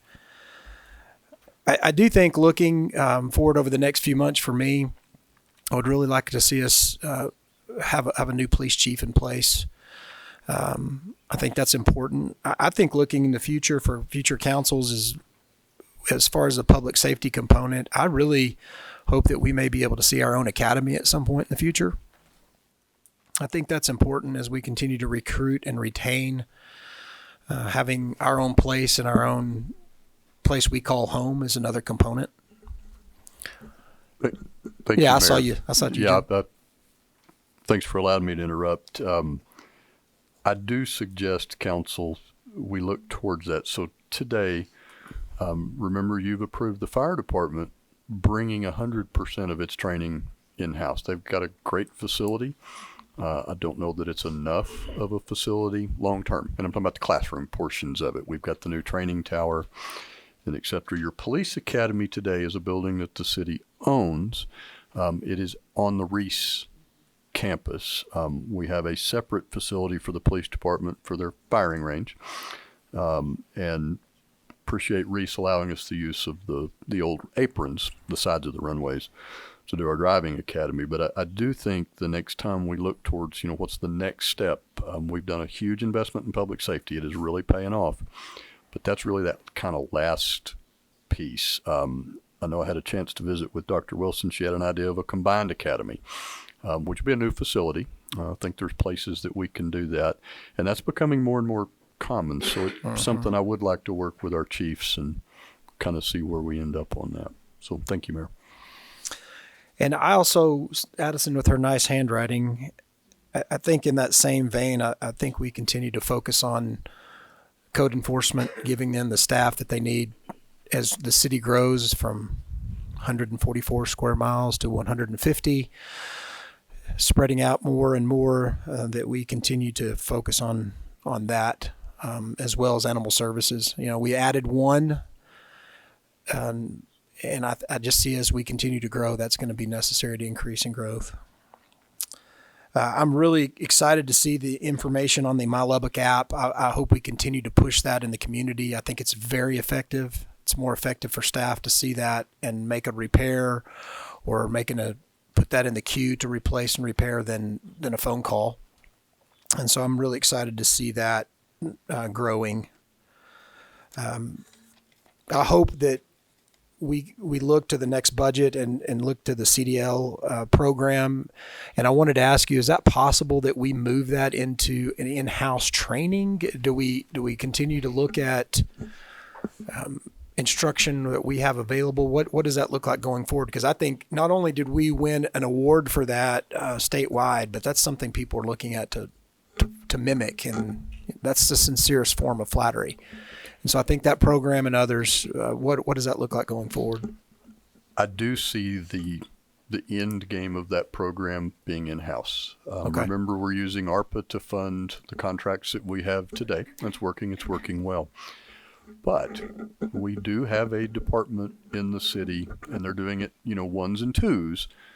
They're starting that process of doing it in-house. The real challenge is ultimately how you end up getting those students tested to get their license. And I think when we solve that and we're at the end of the ARPA funds, that needs to be in-house, and not even against over time that being bigger maybe than just, the city of Lubbock. So, yes. Just a couple more things. I had thoughts, and we can bump these around. I think the continued progression of Lake 7 is, for the next 100 years, is extremely important to our community. And so I hope that we can move forward with that. I would like to see us move forward with that fairly quickly into the spring if possible.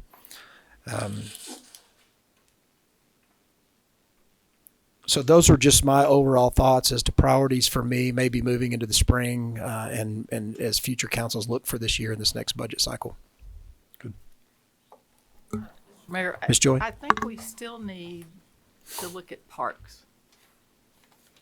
We're trying. I don't know if Gundy's still here or not, but we've been working towards getting them more funding, getting them more employees. But our parks are highly utilized, even though we don't have any outside the loop. And I don't know if that's something you guys want to look at going forward, but I still think there's a lot of work to be done with parks.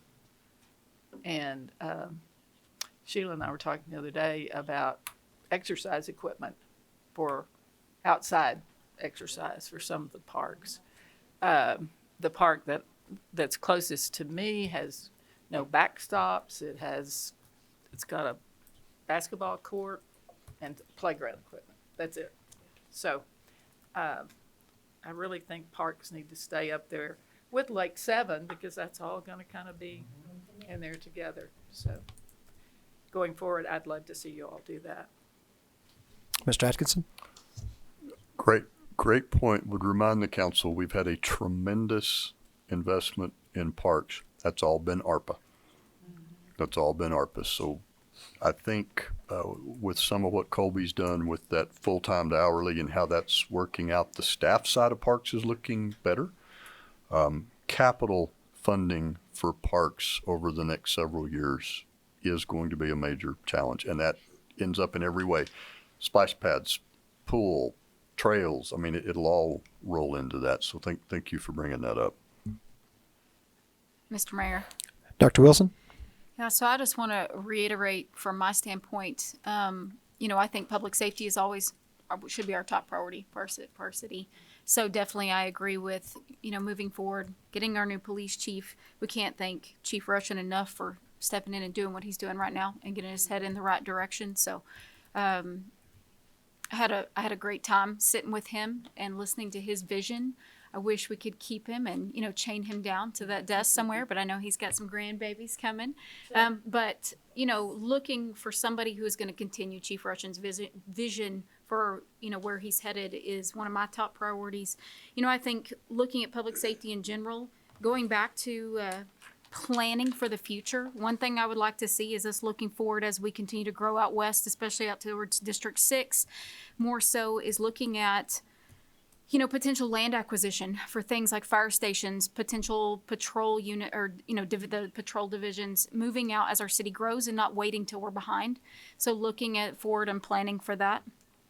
One of the things I noticed in the presentation that we put up was our app and what the citizens are reaching out to us for. And I think that lines perfectly with what I see as some of my priorities, which was codes, streets, solid waste, Lubbock Animal Services. So all of that follows under, I think you could put that and lump it all under safety. And so those are some of my priorities, is continue to make sure we've got good code enforcement, making sure our city's clean, making sure our city's safe, solid waste transfer station. It's one of the biggest things that I think the city will see in the next 15 years that will help improve things that really affect our citizens. Lubbock Animal Services, making sure we've got people out with, a lot of people still complain about dogs and things that are out roaming, making sure we're safe there. Our streets, I think we need to look at putting more money potentially into our street maintenance, and making sure we can help Wood and his team continue to grow that program so we can stay ahead of our streets, and then, looking forward to potentially in the future paving more streets. And then of course I agree, water is always our top priority out here, and so I continue to be a big advocate for Lake 7 and trying to push that forward as fast as we can. Thank you, Dr. Wilson. You want to skip all the way down to? Mine's going to be long. I'm just kidding. I think that for me, still, employees need to be at the top of the list. I think we've done some great jobs, but, we need to continue to make the city an attractive place to work. So, these types of programs that we're offering, let us just keep making sure that employees are a priority, because these employees, we need to invest in them so that they can learn how to, and invest them to learn things, to grow, so that they can run equipment or run GIS systems or whatever. It's just so important that we can continue to do that. That's unless they're Aggies, correct? Yeah, that's right. Okay. Just checking on Keenum out there. Code enforcement is still a very big thing, and I think we're doing great. We need to continue to provide the support, and especially with employees, so that we can make sure and follow through with our citizens. I think that's very important. Animal Services, not only do we still have a dog issue, we're doing great, but we need to continue to focus on public education and how important it is for them to do their part. We can't, we can try, but I feel like public education is also very important to that. Streets is a very big thing. We still hear a lot of complaints, and I know that we're making progress, but we need to make sure that we are providing the support to the streets department so that they can fulfill that need to our citizens. An aquatic center is, I think, going to be necessary as the city continues to grow. And I believe that we need to make it accessible to all parts of the community, but especially areas where we have not had as much accessibility. I think that's very important. Downtown, for me, I think that we do need to get this Broadway Street project. We need to work on something. We just need to take our next steps. I think they're overdue, as well as, constant beautification of downtown. There's so much energy happening down here, and I really want to live up to this, to that energy of making it appealing and attractive for especially young people that are coming to this area. For me, parks, I love that our staff has had so much vision, trying to work out dollars, working out time schedules, but we need to continue to offer that support, financial support. I know if we have tennis courts that aren't being used, then let's repurpose them into pickleball fields or courts and, soccer courts or stuff that is appealing to the cultural environment that exists in those neighborhoods. Sorry, I have a lot. Public awareness and education. I love that our app has grown. I have really personally pushed that app like there's no tomorrow. But I think that continuity, we talked about all the posts that are being made, but when I go to the main page for social media, it's not there. So somehow we need to do cosmetic stuff so that we are bringing everything back to one page. And it's very small stuff, but I think it could really make a difference. And we need to keep tooting our own horn because you can see all the progress that's continuing, and we need to make sure that we are showcasing all of the different services, programs that we have. And I think that communications is going to continue to be the marketing and communications will be a key department to all of that. Of course, the water education, because water is still a big thing.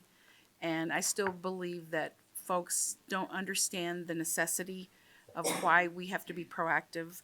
And now that we have lost a very significant staff member, we need to make sure that we keep that as a priority. And of course, public safety.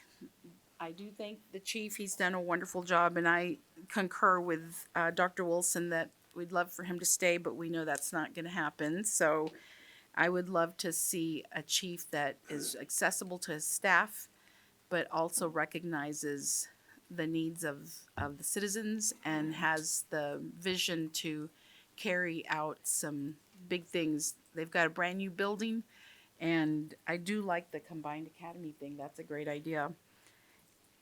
And I think that's it. Appreciate it. Thank you. Thank you, Ms. Martinez Garcia. Mr. Massengale? Thank you, Mayor.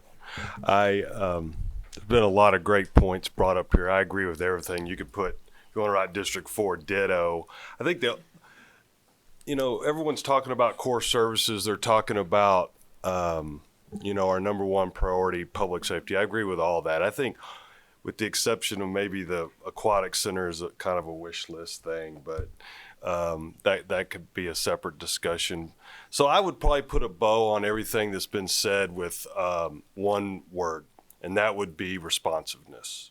And just direct staff to make sure that the spirit of responsiveness is there. And, we all get calls on, I've called X department and I haven't got a return phone call, or it takes a while to get back. And I think we have to remember that we are here because of our taxpayers and our ratepayers, and the amount of work we do as a city is tremendous, and I think our team does a great job. But at the end of the day, if we're not responsive, we're really not meeting the needs of those ratepayers and taxpayers. So if I were to leave anything and give any type of direction, it would be, communication and responsiveness across the entire organization, and then ditto to everything else that's been said here today. Thank you, Mr. Massengale. Except the aquatic center. That's Chris. Ms. Patterson-Harris? Thank you, Mr. Mayor.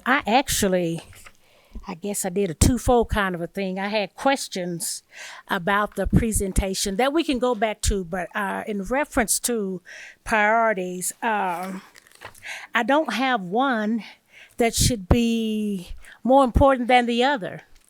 Because if you have great public safety, but you can't get across the street without falling in a hole, doesn't mean anything.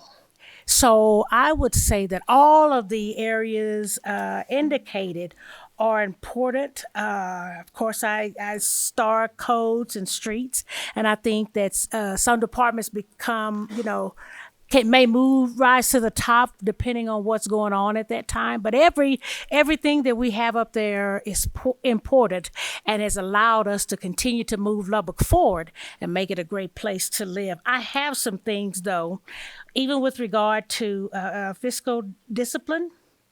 And we were looking at the employees, all of that. I get concerned that we don't communicate well about everything that's going on with the city. So I think what I would like to see us do is just continue to connect with our citizens and to make them partners with us to help us improve in all of the ways that we have, making sure that we're letting them know what's happening, what's going on. And would you believe that in this city, as big of a deal as the bond election was, the street bond election, some folks still didn't know or vote. And they didn't vote because you know what I mean? So I think in all aspects, we have to make sure that we do everything, whether we partner with other entities here in the city to get the word out about what the city is doing. It is an awesome organization, but you can sit in the corner and have all the ice cream in the world and the little kids are locked out. It doesn't mean a thing. I know. I'm just going, Redevelopment, as we move there. I got sayings. I guess the thing that stands out for me again is going to be the street maintenance. When I first came to this council, folks were having to pull themselves out of dirt, mud, basically, to get places. And the idea that we began attacking that, because that's exactly what it took, was an attack to begin changing that and allowing the citizens to see the importance they have in the community, that the city wants to get things done for them that probably should have been done many years ago. In reference to Broadway, I think that I would desire, because I won't be here after a while, that we never forget that we remain inclusive and remember that connectivity was a huge part of our 1040 plan and the things that we wanted to do. So, and I'm going to say that again for the folks in the back who didn't hear. I would that we not forget that connectivity was huge in the decisions we made in 2040. Not only that, it is important, it's vitally important that we continue to remember that so that everybody everywhere in this cotton-picking city feels a part. So if you want to put a star on connectivity, please do. Communication, I think it is key and crucial that we make sure that we are communicating within this organization, and that we also communicate the information that is needed to our citizens. I think the city needs to continue to be visible. Visibility is going to be important. It amazes me the amount of stuff that citizens don't know that's happening right here. So I think it becomes our responsibility as an organization, as employees, as council members, as whatever it is that we do with this organization, that we make sure that the information is out there and that we connect with the citizens there and do our part to do so. Public health. D, all of the above. I think it is very important, and I made a note with regard to, let me turn to it. If I may, because it was something that hit me in the head as soon as I got hit upside the head with a whole lot of stuff. But transitional care centers haven't received, yes, intermediary, I'm sorry. I got the first calling of it. Yeah. Yeah. But it's like, the first call that sent me up in alarm was an individual in the community that needed help, wanted help, but was not able to access it. And that's important. And because he reached out to me, and he's one. And I think for every one that is known, there's probably about 500 who are not known. So I think that is very important. I think that we should make sure that we do everything that we can to make sure that that service is available and provided to our citizens. Let me see. Community improvement, D, all of the above. I am so excited that during my time in this seat that we were able to develop a neighborhood planning system in here. I would that we grow that, because I believe what has happened in a matter of time is that it's become overwhelming, because everybody is wanting to, folks want to apply for the grants to do great things that they thought of within their neighborhood association. So that I tell you what, I bet Mr. Bowling is so busy that it'll make your head spin sometimes to see him, and he's out there. So just to continue to make sure that is happening and that it continues to flourish, and it may be something that we need to continue to add positions to. So just something to think of, and always add money to it too, you know. But I do. It is. I like it when we have we develop things and they work. That's what's happened with the CDL program. We develop it and doggone it, it worked.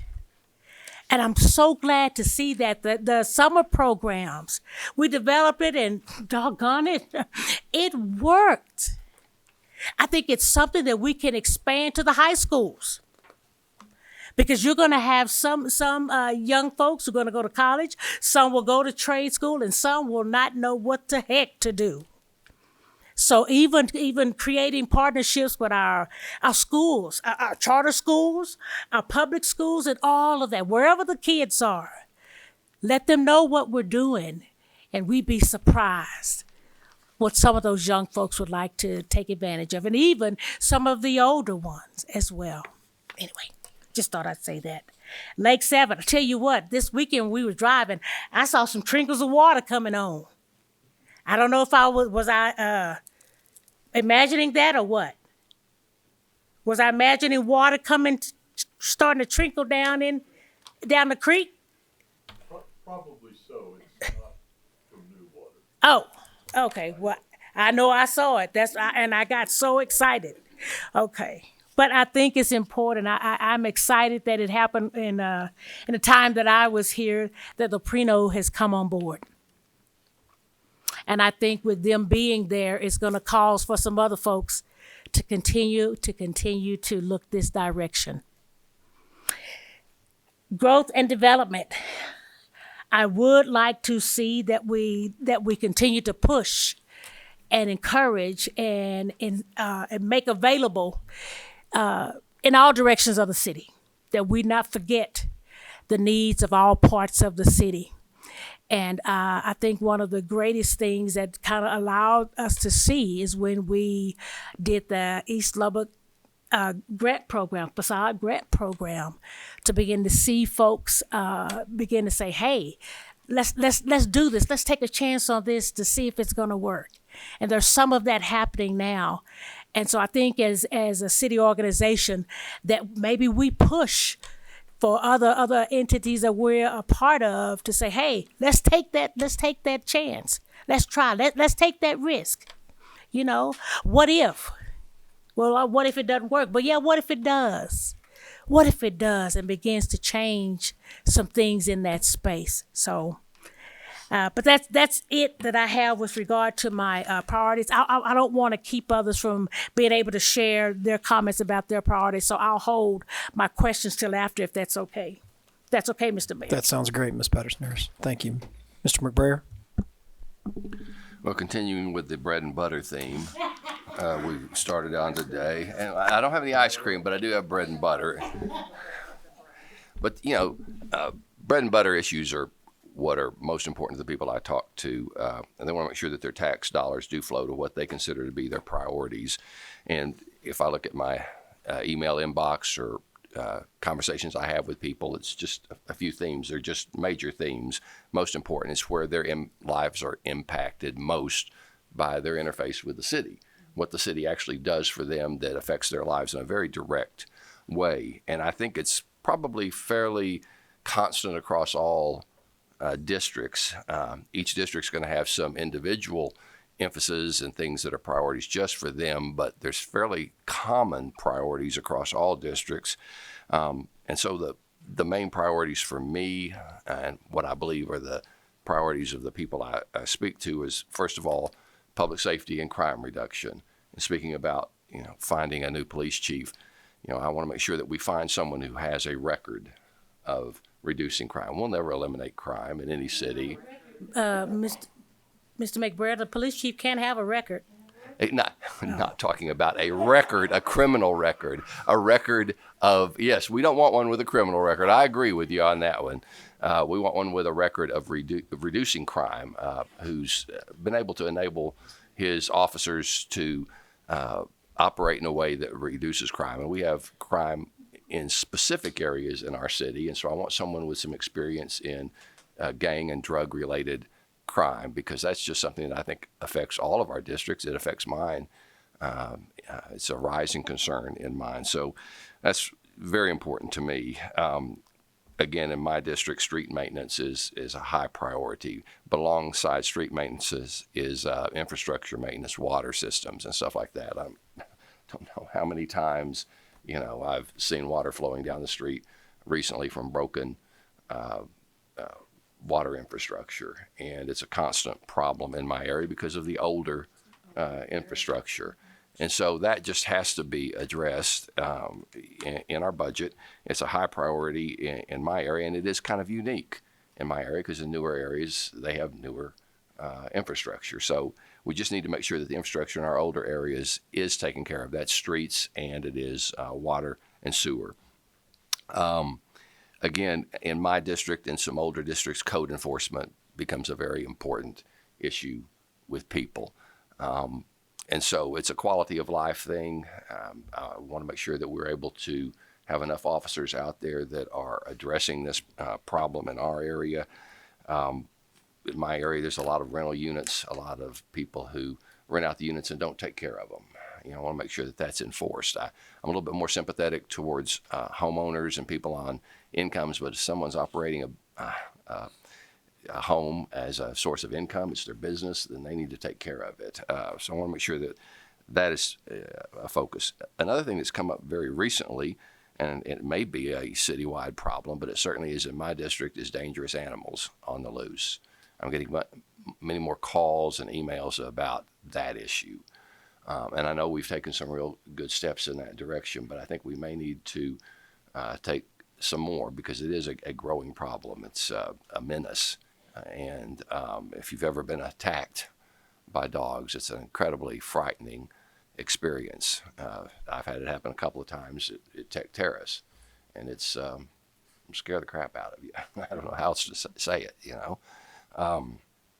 So those are a couple of things that I think are really important. Water, Lake 7, I think we're all bought in on that as part of the future of Lubbock, not just to meet a need we have for our water in the future, but also just the quality of life that will bring to our city is outstanding. So I want to see us move forward on that as soon as possible. One other area that's been mentioned a couple of times is parks. My area is blessed with some of the best parks, I think, in Lubbock, between Maxey and Wagner and Tech Terrace. Just absolutely outstanding parks. I think other areas of town probably have some parks that maybe aren't as outstanding or as taken care of. But we need to find a way to address the uses of the park. How are they used? And not every park is used the same way. So maybe we're not always providing the same services or the same amenities in every park, but at least in every district or major section of town, there is one park that is sort of outstanding in terms of how we take care of it and focus the money there. It may mean that we don't spend as much, or we have to reduce the care that is and design on a park that reduces the amount of care we have to do in some others. But that is, again, another area that comes up frequently from my area. And I'm really happy that we've used a lot of that ARPA money to get a jump on that. And then just the other thing that's been mentioned, I think almost by everybody, is our communication interface with our citizens. So that's just very easy for them to contact us. I think sometimes, like even going to our website, it's divided up, between departments and all that kind of stuff. But maybe more issue oriented, because there are certain issues when people try to find the city, they want an easy way of knowing how to locate the department or the person they need to talk to about whatever issue that is important to them. So that would be my other area. But just making sure that our tax dollars flow to these priorities, these bread and butter issues. Thank you, Mr. McBrayer. Ms. Joy, anything else to add? Well, I'm kind of going along with what Mark had said about our citizens and knowing us. Here's what I find out. One, people don't vote. Number two, they're turned off by politics in general. And thirdly, they do not know who their city council person is. They have no idea. So I think we need to work on that. When we had the LPNL meetings, it was very, very helpful because we had people from all districts, but numerous times they came up and said, well, I don't know who my council person is. Okay.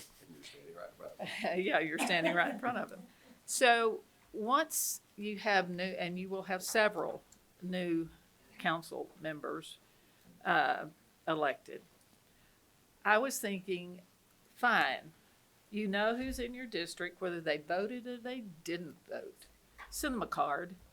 Says, I am your new city council person, and here's how you get in touch with me. Now, everybody says, well, it's out on the city website, and, you know, that doesn't matter. They don't go to the city website to find out who their council person is. Make an attempt to identify yourself, because I can tell you, the first 4 years, nobody knew who in the heck I was, okay? Is that my fault? Maybe, but they don't watch TV to see us do our work. They're busy with other things. Find a way to connect in a way that we've got participation, not just the same people over and over and over, and that's what we see, that we have people engaged. And so I don't have any answers to that. We do all that we can do. You know, we video, we put videos up, but that's not getting us to the point where we actually have participation. On enforcement, whether it's police, it's in codes, or it is animal services, if we don't enforce our codes, then that's one reason we have problems. And people say, well, you don't want to be too draconic about it or whatever. Well, you know, when a man gets mauled out at Buddy Holly Lake and dies, you know, somewhere along the way, we have to make a decision to enforce and to do it across the board, and don't do it in a way that says, well, I know him, he's a good guy, I'm not going to do that. No, you need to do enforcement. We need to continue our partnership with Lubbock County, especially now while we have people as commissioners that we can do that. I would hope that the city county health department would continue. But right now, all we have is a 5-year commitment from them. But we're doing a lot of the work for the county within the city county health department. And along the lines of what has been suggested by many, I kind of have experienced what Sheila has experienced, where we have I-27 that becomes just a boundary. I heard someone as recently this week talk about East Lubbock being so dangerous, when I know very good and well that the police have statistics that around Texas Tech it's more dangerous. I have the same problem with the North Loop 289. It draws a line, and beyond it, I've got a food desert. I don't have a grocery store. I don't have a restaurant. If you want to have lunch on Sunday, you got to go to Toot and Totem. There is nothing. It creates a boundary. And we need to work with our developers and our realtors to remind them, hey, we're over here. You know, they told me early on, we just don't have enough rooftops. Well, I got rooftops. And there are more rooftops coming. But we need to push as much as we can to make people feel comfortable regardless of where they live. And I know that's a hard, these are all kind of esoterical things that money doesn't really do anything to help. They're just how you operate. I am looking forward to the future with LPNL and ERCOT. And that's an issue that's going to continue for those of you who are elected. They're going to call you when they don't like company A, B, or C. It's not going to go away. But we've got to continue to emphasize that for the city of Lubbock, what's going on with LPNL is a real asset to this city.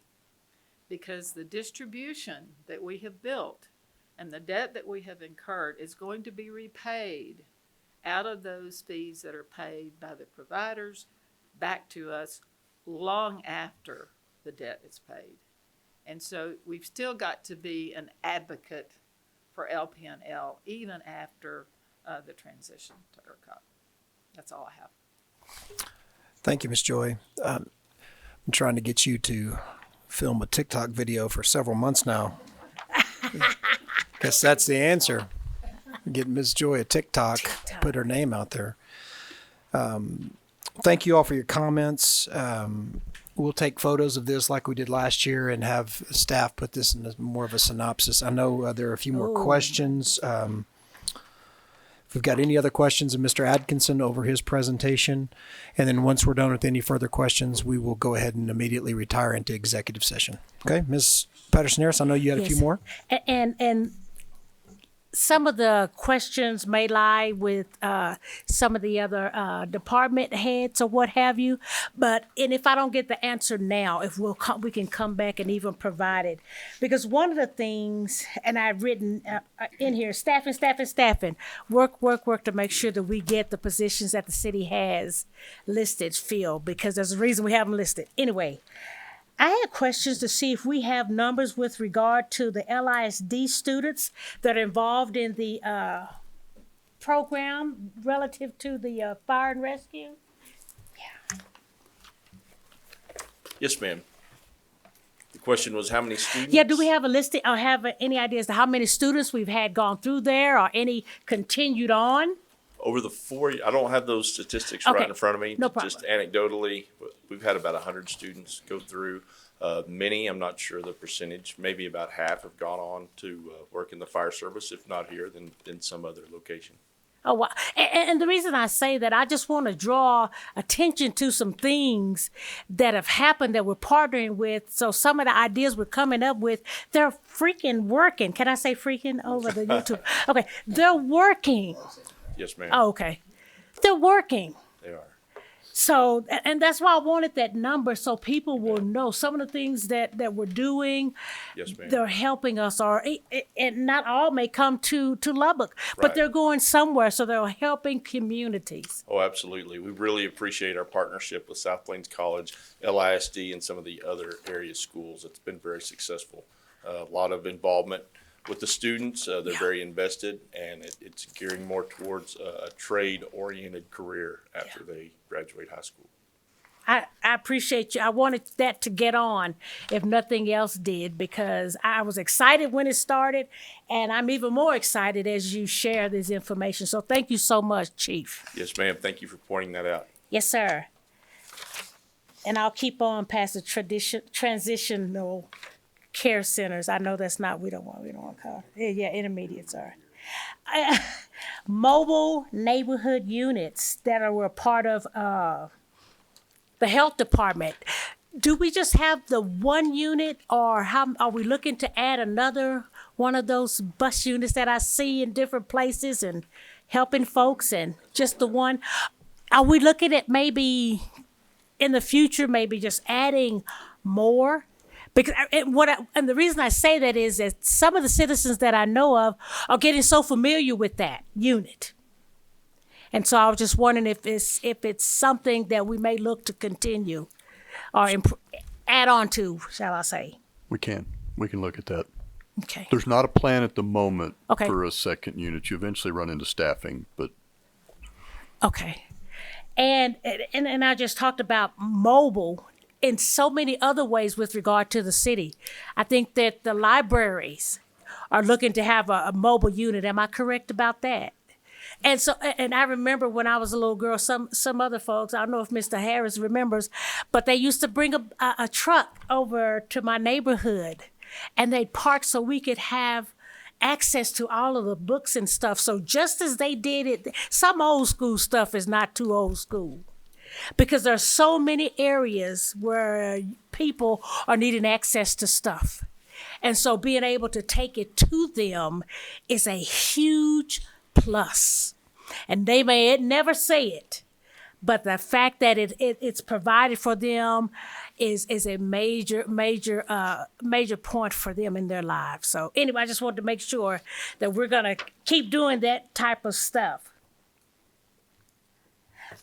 And I don't know who this goes to, Mr. Atkinson. Have we begun to think, and this may be in reference to the new council that will be seated, an additional bond election soon?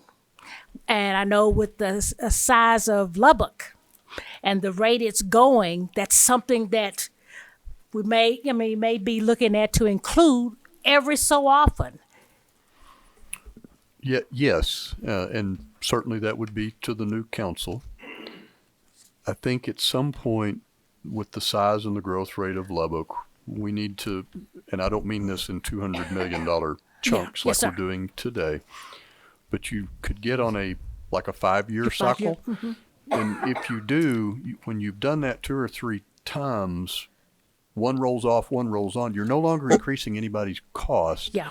but you're also no longer behind. Yeah. So, but yeah, I do think that would be an item for new council. And directly related to that, as you saw earlier in that presentation, the impact fee program is starting to collect and to work. It's being deployed on the Upland project. We may see some come forward in the new budget that will be at least assisted with impact fees, but Yes, sir. we've got that will start helping us as well. Yeah, and I'm glad you said that because I got really excited about impact fees the other day, last week, knowing even in the area where the cost may not be as significant as others, the amount of impact fees that have filled the little purse that we have. So it just gets me excited to know that it'll work here. It'll work here. And I'm hoping that we'll even have some excitement from those builders and developers who help us to put those funds in their purse. So I'm excited. I'm glad we did it.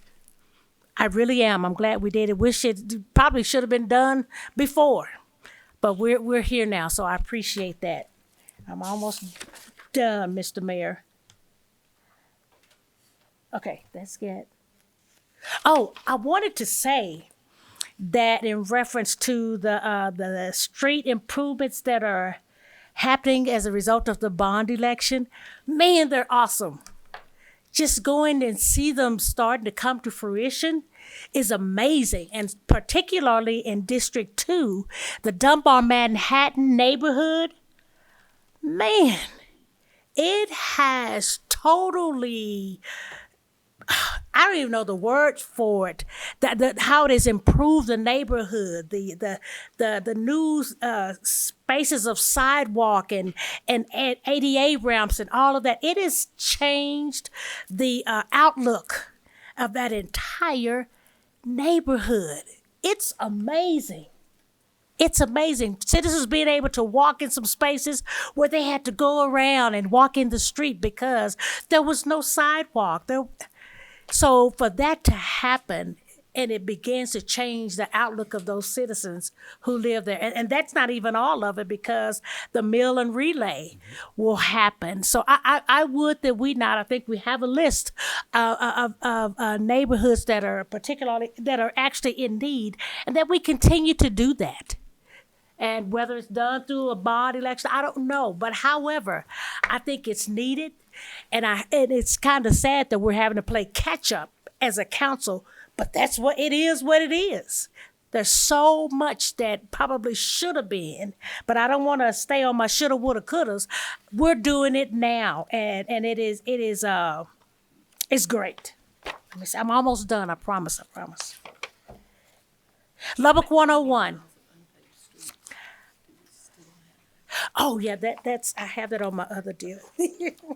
On the Lubbock 101, the Citizens Academy, which is an awesome opportunity for citizens to know how this organization works. Are we help me, because I can't remember, because I always have names to throw in there. Are we putting the word out in a particular way, or are you just relying on folks like the council to maybe provide information?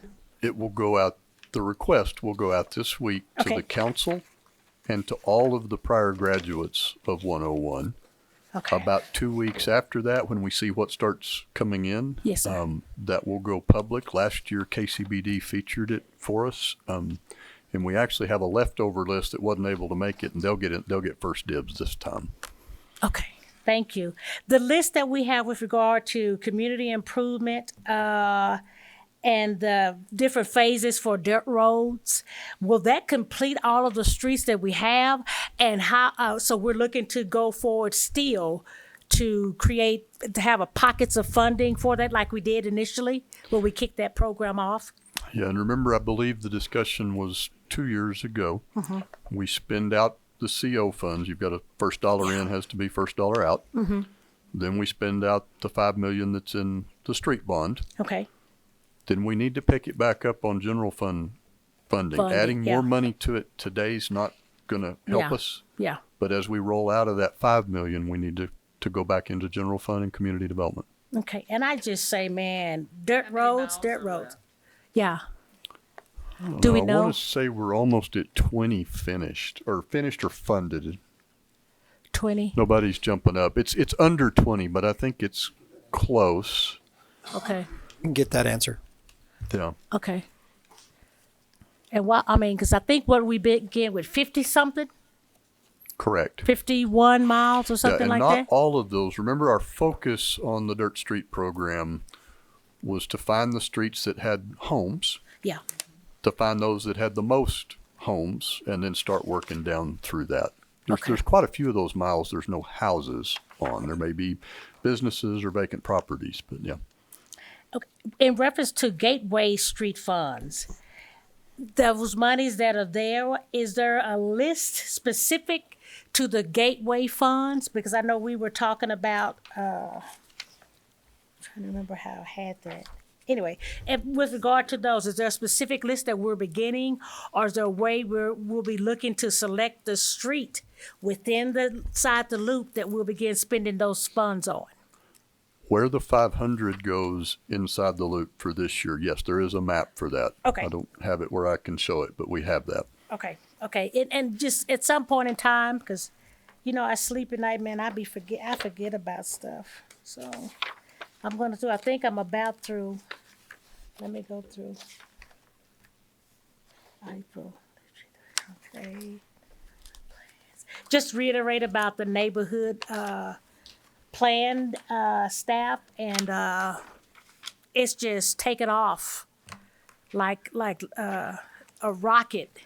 And I believe that Wilson was at a neighborhood association meeting this past weekend to talk about the grant that this neighborhood is receiving, and the design of the street sign toppers and all of that type of stuff. So people are asking for things to happen that they actually want to see happen within their neighborhood. And that doesn't even include the two plans that he will be, I believe, submitting to us soon. So I just want us to continue to support that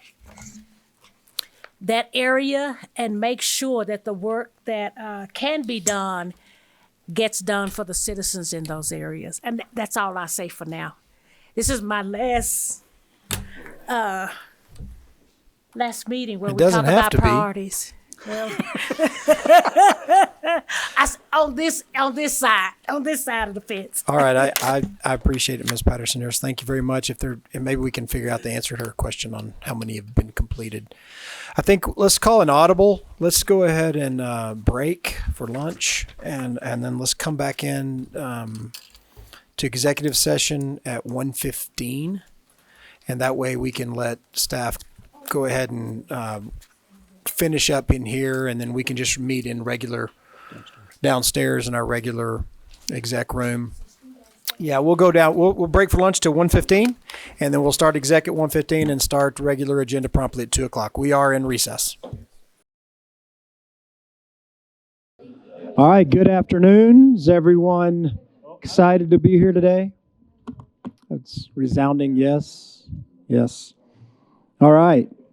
I got a few head nods. Well, we're glad to have you here today. It's been a good morning, lots of discussion this morning, and we've got our regular agenda this afternoon. We've got a little technical issue, so we're going to kind of delay just for a few minutes if we have to. But first of all, we can go ahead and move forward with our ceremonial items and our pledges. And so at this time, I'm pleased to welcome Senior Pastor Eleazar Lara with the Encounter Grace Church. If y'all would all please stand as Pastor Lara gives grace, and then we will move immediately into the pledges led by Mayor Pro Tem Patterson Harris. Pastor Lara. Let us pray. Gracious Father, we love you. We thank you.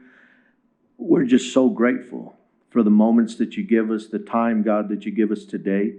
We thank you for the life, the blessings, the health, and all the things, Lord, that sometimes we take for granted. We love you and we thank you so much, Lord.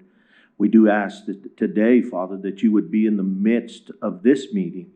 God, we pray that you would give us wisdom, that you would give every council member the adequate wisdom that they need, God, to make the decisions for our city, God. I pray that everything that is said, everything that is done will ultimately be your will. And that is our prayer today, God, that you continue to bless the city of Lubbock and everyone around us, Lord, all the churches, all the things that are done for this city. And Lord, may you continue to bless this council and continue to give them wisdom to do the thing that you would want us to do. I thank you so much, and I give you all the glory and all the honor. In Jesus' wonderful, precious name we pray. Amen.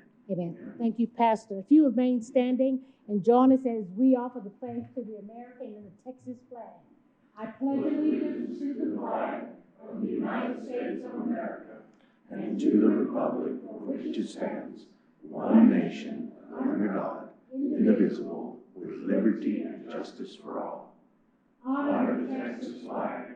I pledge allegiance to thee, Texas, one state, under God, one and indivisible. Thank you. You may be seated.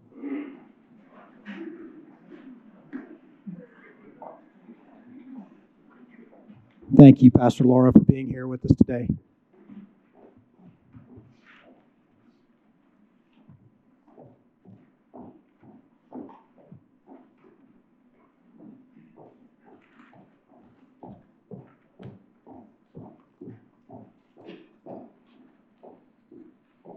Kristen.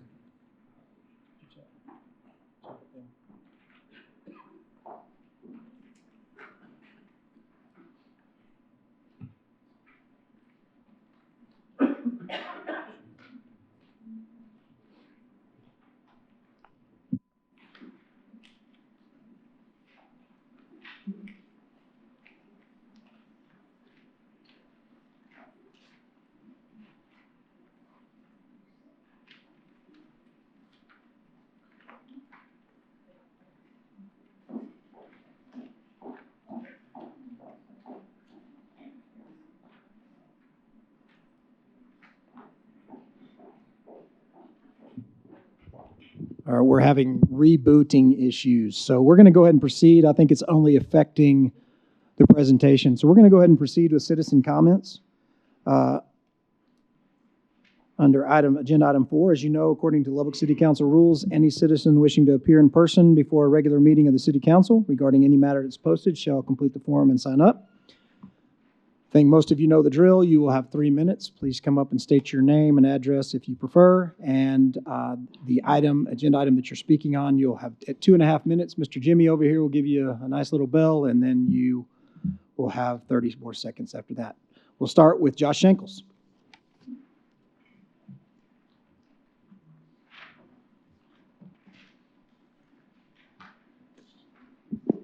Good afternoon, Council. Nice to see you all again. Joshua Schenkels, 2600 block of 47th Street. I'm speaking to you on agenda item 7.2. We, myself, and the other advocates who haven't been exhausted or demoralized to the point of hopelessness are here today to speak in favor of creating a local amortization ordinance. You charged the ad hoc committee with several tasks to help you make determinations about this issue. They came back with one deliverable only. Do nothing because it's already state law, which isn't so much a recommendation as something we already knew. It's a disappointingly predictable outcome, not only because of the absurdity and obtuseness of many of your appointees, but because these things you asked of them to answer are things we also already know. It's self-evident that certain areas of the city shoulder a disproportionate burden of industrial activity because not only is all the industrial activity concentrated in one part of the city, it's also something the committee and yourselves have been presented mountains of evidence and testimony about. Also self-evident is the answer to your second charge, whether and to what extent industrial activity acts as a hindrance to economic development in any areas. The entire point of zoning is that some things go together and have a cohesive effect, and other things don't because they hinder each other.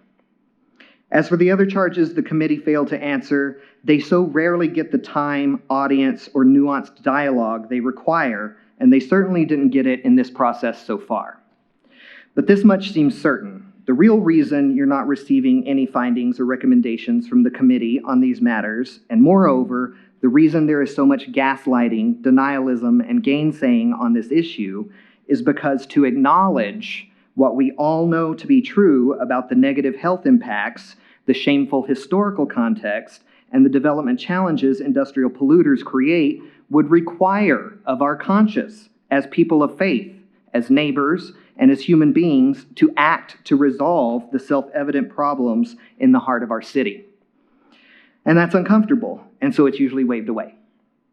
Respectfully, we have watched this very council move with great alacrity to protect one neighborhood from the comparatively minor nuisances of carpet tech. Will you now impotently throw up your hands and fail to protect many thousands more people from a much greater risk to their health and safety? I suppose we're about to find out. Thank you, Mr. Schenkels. Dora Cortez.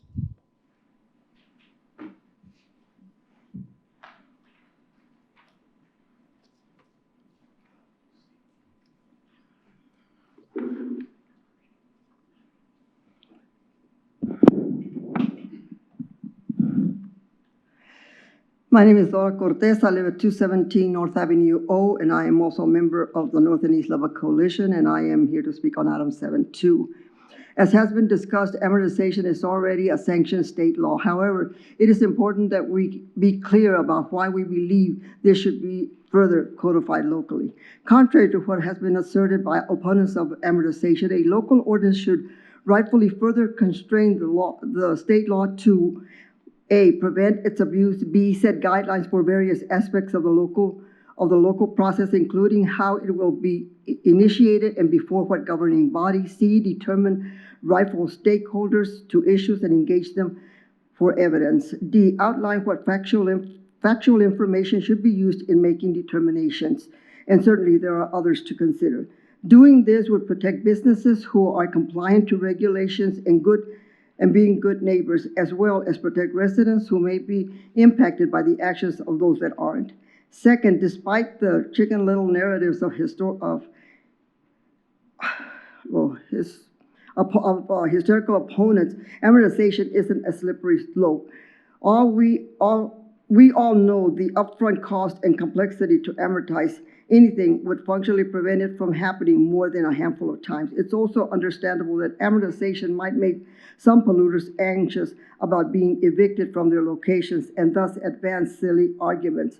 We imagine it's similar to the anxiety of the neighboring families who worry about eviction when they miss work again to take their child to the asthma specialist because of the pollution they live in. Respectfully, it isn't a slippery slope to require that your neighbors not negatively impact your property or health.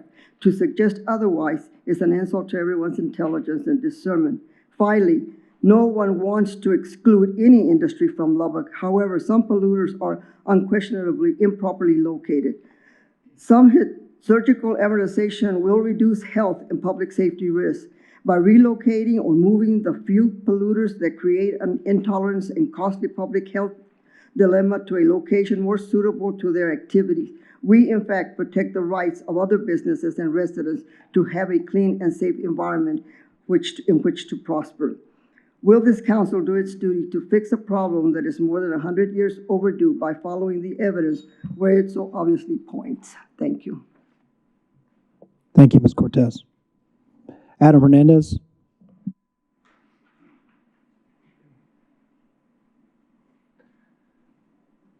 Good afternoon, Mayor and Council. Adam Hernandez, 7401 Avenue X. I am the Communications Chair on the Board of Lubbock Compact. I don't really have a lot to add. Josh mentioned that we've given you lots of stuff to look through at your convenience. The thing I wanted to sort of talk about in this whole conversation is a lot of folks are rightfully concerned about what happens if you cause a industrial site to move. And so a really simple analogy I came up with that can sort of help us wrap our minds around how Lubbock Compact thinks about this is this. So imagine that our community, our city, is a living room, right? And your furniture in that living room has to be in there a certain way. That'd be your houses and your buildings. And then you have a space heater in this living room. And these industrial sites represent that space heater. Now, nobody is going to deny that a space heater doesn't add value to the room, right? But there's some risk to the immediate vicinity of that space heater. Our problem is we only have one outlet in our hypothetical living room for where that space heater can sit. Our vision is to install, if you will, another outlet and move it to somewhere where we're still getting that value of those taxes, those jobs, and what those businesses provide, but it's in a safer location for everybody. So what does that look like in real life? One thing that can be done that's well within the purview of the council is that we could create a TIF similar to the business park that was created, but you can have an industrial park, and that can be strategically located so that it's in a safe area. It would have all of the amenities that industrial sites would need that we already have. And then amortization is a tool to actually help those businesses with the cost to move, because the city's not going to have the money to pay each and every one of those businesses to do that. And so that continues to bring in that tax revenue, that continues, that makes sure that we continue to get that value from those businesses and that employment and all of the things that they have. And on top of all of that, those business owners still own that land that they moved from, so they could either sell that to somebody who's going to develop it into something much more productive, or they could lease it out and earn some extra income that way. And so I just wanted to present that because I think it gets mischaracterized a lot of times of why we want to do this or what we're thinking about doing. And so I just wanted to present that to everybody, council and those business owners alike, and so that they can understand that it's not quite as scary what we're presenting as it may sound at first. So that's really all I have, council. Thanks. Thank you, Mr. Hernandez. Kathy Landerson.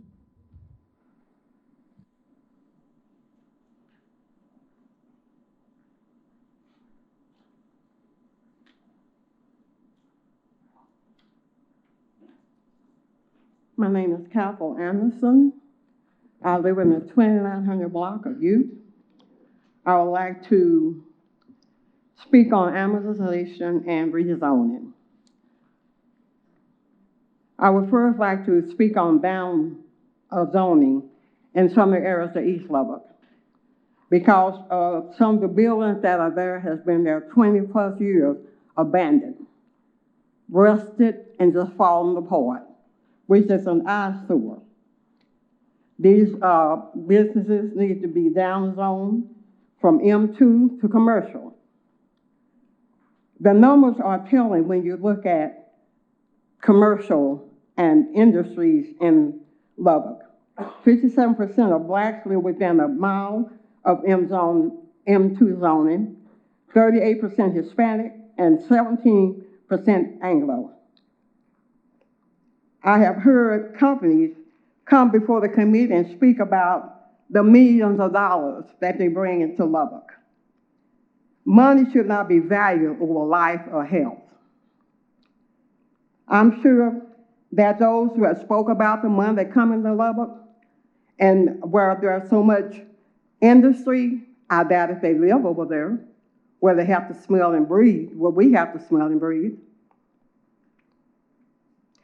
I read that there was one council member that referred to amortization as communists. I refer to communists when a city purposely continue to place industries in neighborhoods that affect quality of life. It is non-democratic when people who live in these affected areas and pay taxes like everyone else in Lubbock, when we address the council, we seem to never be heard. Thank you. Thank you, Ms. Anderson. I'm going to check once again, see if we're on track for the presentation. Do you mind checking for me, Courtney?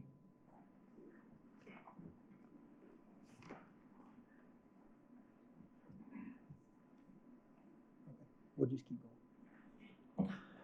All right, we're going to move to the minutes, which is agenda item 5 of the November 13th, 2023 special city council meeting for EUB and the December 12th, 23 regular city council meeting. Is there a motion to approve? Thank you, Ms. Martinez-Garcia. Thank you, Dr. Wilson. All in favor of approval of agenda item 5.1, please say aye. Aye. Any opposed? All right, 5.1 carries 7-0. We will now move to the consent agenda. This is agenda items 6.1 through 6.31. I am going to ask that we take 6.5 out at this time. We have Ms. Joy as a member of this, 6.5, she's recusing. She's a member of Broadway Church of Christ, and we're taking up action regarding the church. So she has asked to be recused from 6.15. This is a consideration of a resolution authorizing the mayor to execute a street use license agreement and related documents by and between the city of Lubbock and the Broadway Church of Christ for a building encroachment in the street right-of-way for a transformer, storage, and air conditioner chiller room. Is there a motion to approve 6.5? Thank you, Ms. Martinez-Garcia. Is there a second? Thank you, Mr. McBrayer. Do we have any discussion or any questions of Mr. Atkinson or anyone else on 6.15? All right, all in favor of approval of 6.15, please say aye. Aye. Any opposed? All right, motion carries 6-0. Thank you, Ms. Joy. Get some extra steps in for the day. Now we will move to the consent agenda, which is items 6.1 through 6.31, exclusive of 6.15. Is there a motion to approve? Thank you, Ms. Joy. Thank you, Ms. Martinez-Garcia. All in favor of approval of 6.1 through 6.31, exclusive of 6.15, please say aye. Aye. Any opposed? All right, motion carries 7-0. All right, council, now we will move to the regular agenda, and we will begin with agenda item 7.1. If we recall, we did most of the appointments at our last meeting. We had a question on the Community Development and Services Board with Bill Stubblefield going off after serving 2 terms. And now at this time, we have a recommendation of Natalie Miller from District 2, who's with an insurance adjuster. So we will consider one appointment to the Community Development and Services Board to appoint Natalie Miller from the recommendation of our subcommittee. Is there a motion to approve? Thank you, Ms. Joy. Thank you, Ms. Patterson-Harris. Is there any questions or discussion on 7.1 and the appointment of Ms. Miller? All right, all in favor of approval of the appointment of Natalie Miller, please say aye. Aye. Any opposed? All right, 7.1 carries 7-0. We will now move to 7.02, which is the resolution. Council, if you had looked at the resolution, there was a final recommendation of the committee. And so we're voting at this time to receive that recommendation. That is the resolution that is before us today. Is Is there a motion to approve the receipt of that recommendation under 7.2? Thank you, Ms. Martinez Garcia. Is there a second? Thank you, Mr. Massigal. Any further discussion on 7.2? Ms. Patterson Harris. Thank you, Mr. Mayor. I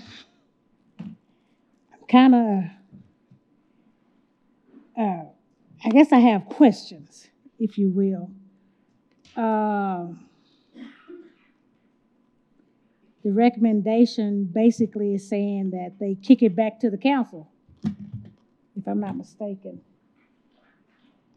And in looking, one of the things that I was looking for was actually an explanation or a description of what amortization is or would be. Did our committee create that for us or find that for us to submit that? I'm not finding it here. I'll turn this, at this time, I'll turn it over to, I guess, Mr. Atkinson. You want to address that first and kick to Ms. Sager? Certainly, Mayor. I think we'll let Ms. Sager start. Mr. Mayor would also point out many of the members of that committee are here today. Mr. Thomas Parker, who is the chair, is present. But Kristen, if you want to start on that. Good afternoon, Mayor and Council. Good afternoon. I was just going to give a brief introduction and then bring up our chairman, Mr. Thomas Parker, who can discuss the recommendations, but I'll try to answer your question as well. So as you know, October 24th, Council approved the creation of the Citizen Committee with 3 main charges: to study the concept of amortization as a tool for possible incorporation into the Unified Development Code, to assess the extent and negative effect, if any, of abandoned industrial blight or underutilized properties on nearby residents, and whether to use strategic downzoning as a strategy or tool. So the concept of amortization itself, and I'll have legal correct me if I state anything incorrectly, is essentially the first step in that process is to downzone a property that is currently operating and then take the necessary steps to amortize that property. But the state law changed to where it laid out the very specific process of how to do that. And then it's a determination of whether or not the business wants to continue operating in that location for a set number of years, or whether or not the city has to pay the required amount that allows them to move. If there's anything else you'd like to add, Mr. Atkinson? And I'll ask Mr. Parker to come up as well.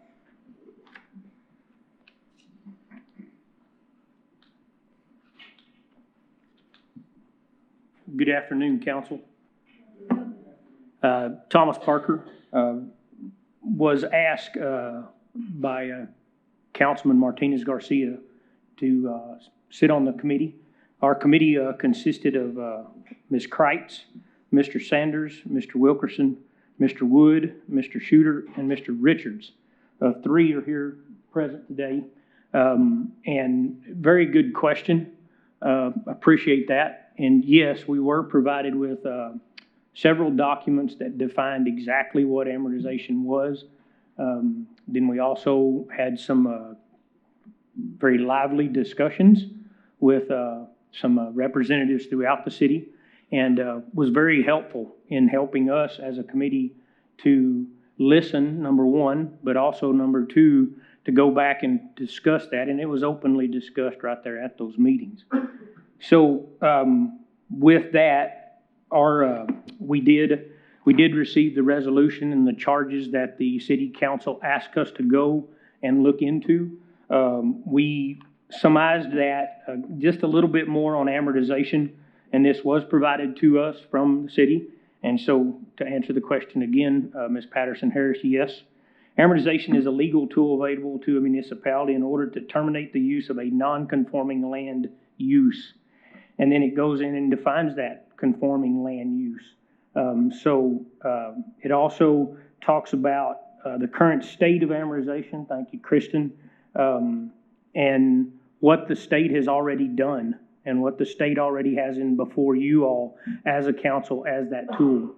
On October 24th, you all actually have this in front of you. Hopefully, I know there's having some difficulties, but 24th, 23, the city council approved the creation of a 7-member citizen committee, 3 general charges to study the concept of amortization as a tool for possible incorporation in the city of Lubbock, Unified Development Code, to assess the extent and negative effect in any of abandoned industrial blight and underutilized properties on nearby residents, and whether to use the strategic downzoning as a strategy or tool. On November 7th, the mayor and the council members each appointed a citizen to the committee, and the ASDSC convened 4 times over the public forum. These meetings occurred, and you can see the dates there. So basically, we come out of this committee with 2 recommendations. To recommend the city council take no action on the item of amortization. Approved by a vote 3-2. That was a quorum that day of the members that were there. Texas Bill Senate 929, SB 929 referred to, currently allows the city to use amortization.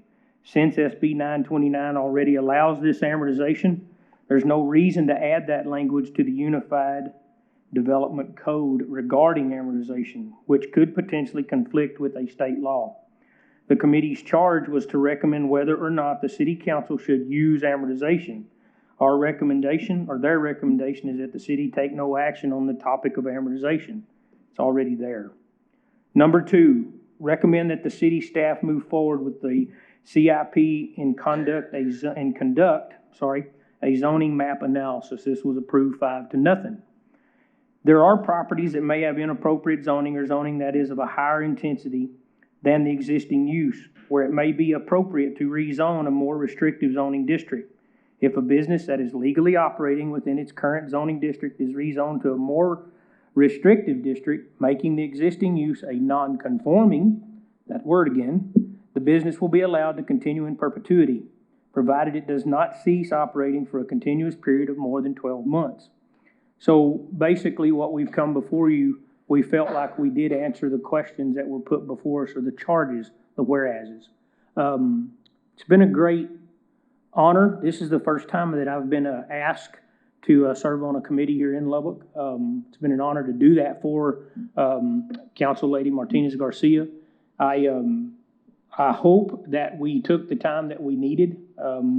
We do recognize that this is a lively debate, and there were some things that came up in those meetings about zoning, and we encourage you to do the rezoning and look at it, please. It needs to be done in this city. There are eyesores, I'm going to use a word that was said. There are things that are not right, and so we recommend that you all take the time to please look into that as the committee. But those are the charges. You have any questions? Thank you, sir. Thank you. Ms. Patterson-Harris, did you have a question of Mr. Parker? Mr. Parker, if you'll, so what, I want to make sure I'm hearing what you're saying. You're saying that, I'll wait for you to get up here. Yes, ma'am. So your recommendation is that the city itself not take any action with regard to amortization because the state allows that action? That's what you currently have, yes. Okay. I just want to make sure that I was clear, and that the use of downzoning be an item that the city uses when addressing blight and unused properties. Am I correct in that? I would say that my understanding, let me make sure that's very clear, my understanding in serving on the committee was that the rezoning process or downzoning, that would all be addressed in that process. And so therefore, you know, for me to specifically answer something of that nature, Ms. Patterson-Harris, I'd have to say I don't have knowledge of exactly what you're asking for, but I feel confident in what you're asking. If we go forward, if the city goes forward with that rezoning, partake upon that, I think you'll be covered in there. Yes. Thank you. Yes, ma'am. Mr. McBrayer? Thank you for your serving on that committee, Mr. Parker. So you actually had 3 questions to address. Am I to assume that the second and third question are both addressed in your number 2? Yes. Okay, so you you considered that there was a negative effect, and this is how you chose to address it. Yes. Correct? We're recommending that the rezoning, those other questions and those answers would come through that rezoning process, is what we understood it to be. Ms. Joy?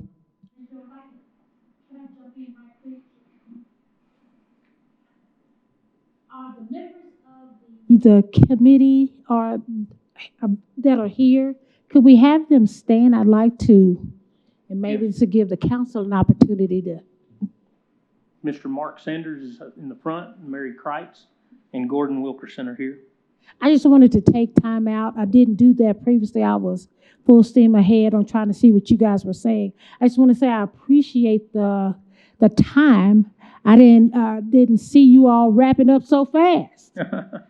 But I would be out of line if I didn't thank you for your time that you made yourself available to sit with this charge. So I want to do that. Thank you. Thank you. Thank you, Ms. Patterson Harris. Ms. Joy? I wanted to, while I have you up here, clarify, because what you said was the committee's charge was to recommend whether or not city council should use amortization. Was that your charge?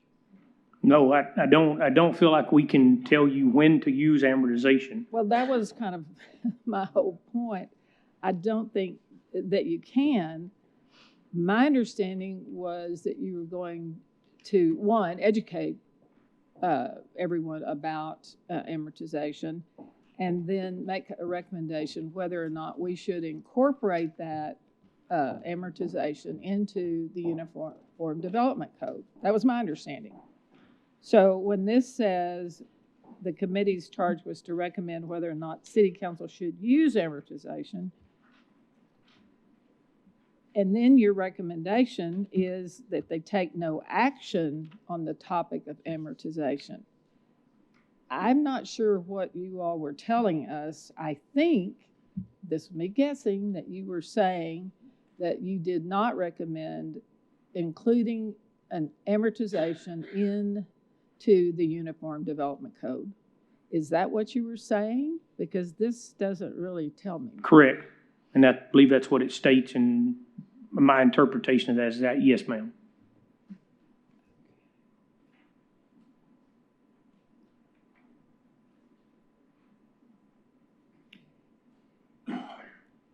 Then I don't think this resolution properly reflects what the committee voted on. Because if you had 5 members voting on whether or not the city council should use amortization, that's a whole different deal for me.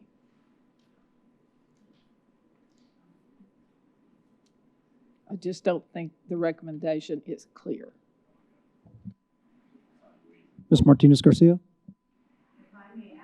Our city manager, because I believe you were part of all of these meetings. Do you believe that the committee followed through on the requests made of them based on the guidance that was provided to them? I believe they do. And I was not able to go to all of their meetings. I did get to go to several of them. I think, council, on page 553, maybe this will help.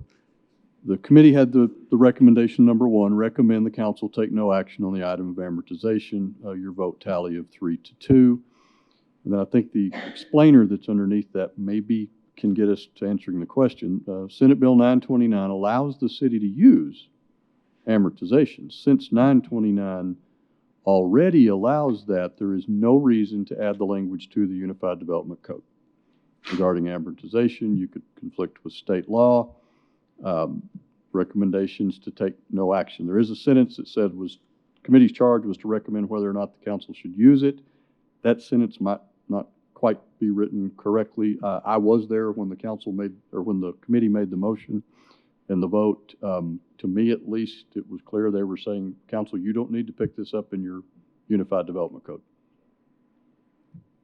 Okay. My next question has to do with the rezoning. That recommendation, obviously there was some concern, and I think I agree that there's several abandoned buildings that probably need to be rezoned. And Mr. Parker, can you elaborate a little bit on that discussion, on why y'all felt that that was essential, that we really consider rezoning? One example that we were, they did a really good job of showing us the different maps across the city, and so many of these properties are abandoned already, and they're not in use, and they are dilapidated, and they are in need of some type of rezoning and gotten rid of or cleaned up. A classic example is our, this, not trying to be funny at all, but our airport. Some of you may or may not know what that is zoned as.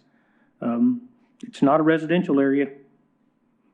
So it might behoove the city to look into things like that. That's a real black and white example of how the zoning should be looked at. Now, whether or not that's, going to change the world, I'm not really going to step down that line. But I'm telling you, by the rezoning process, it needs to be taken into consideration. And, then it goes into the whole, are they conforming or non-conforming and all that. So yes, ma'am, it was looked at. Thank you. Dr. And Wilson? I Oh, just I'm sorry. wanted to thank the committee as well, or each representative. I know that there was some healthy conversations, and I appreciate that. I mean, it's all about the dialogue and to get different perspectives from different folks. I believe that you guys were objective, and I appreciate that you were able to question each other and just address this conversation. Thank you. Thank you, Ms. Martinez Garcia. Dr. Wilson? Yeah, thank you. Mr. Parker, I just want to take the time also to say thank you to you and to all the members of the committee for, devoting your time. I think the recommendations are wise. I think y'all were presented all of the evidence, in relation to amortization and strategic kind of downzoning. And I think, everybody hears you up here. I would also like to say I would always encourage members of this council to please not chastise members of our citizens advisory committees.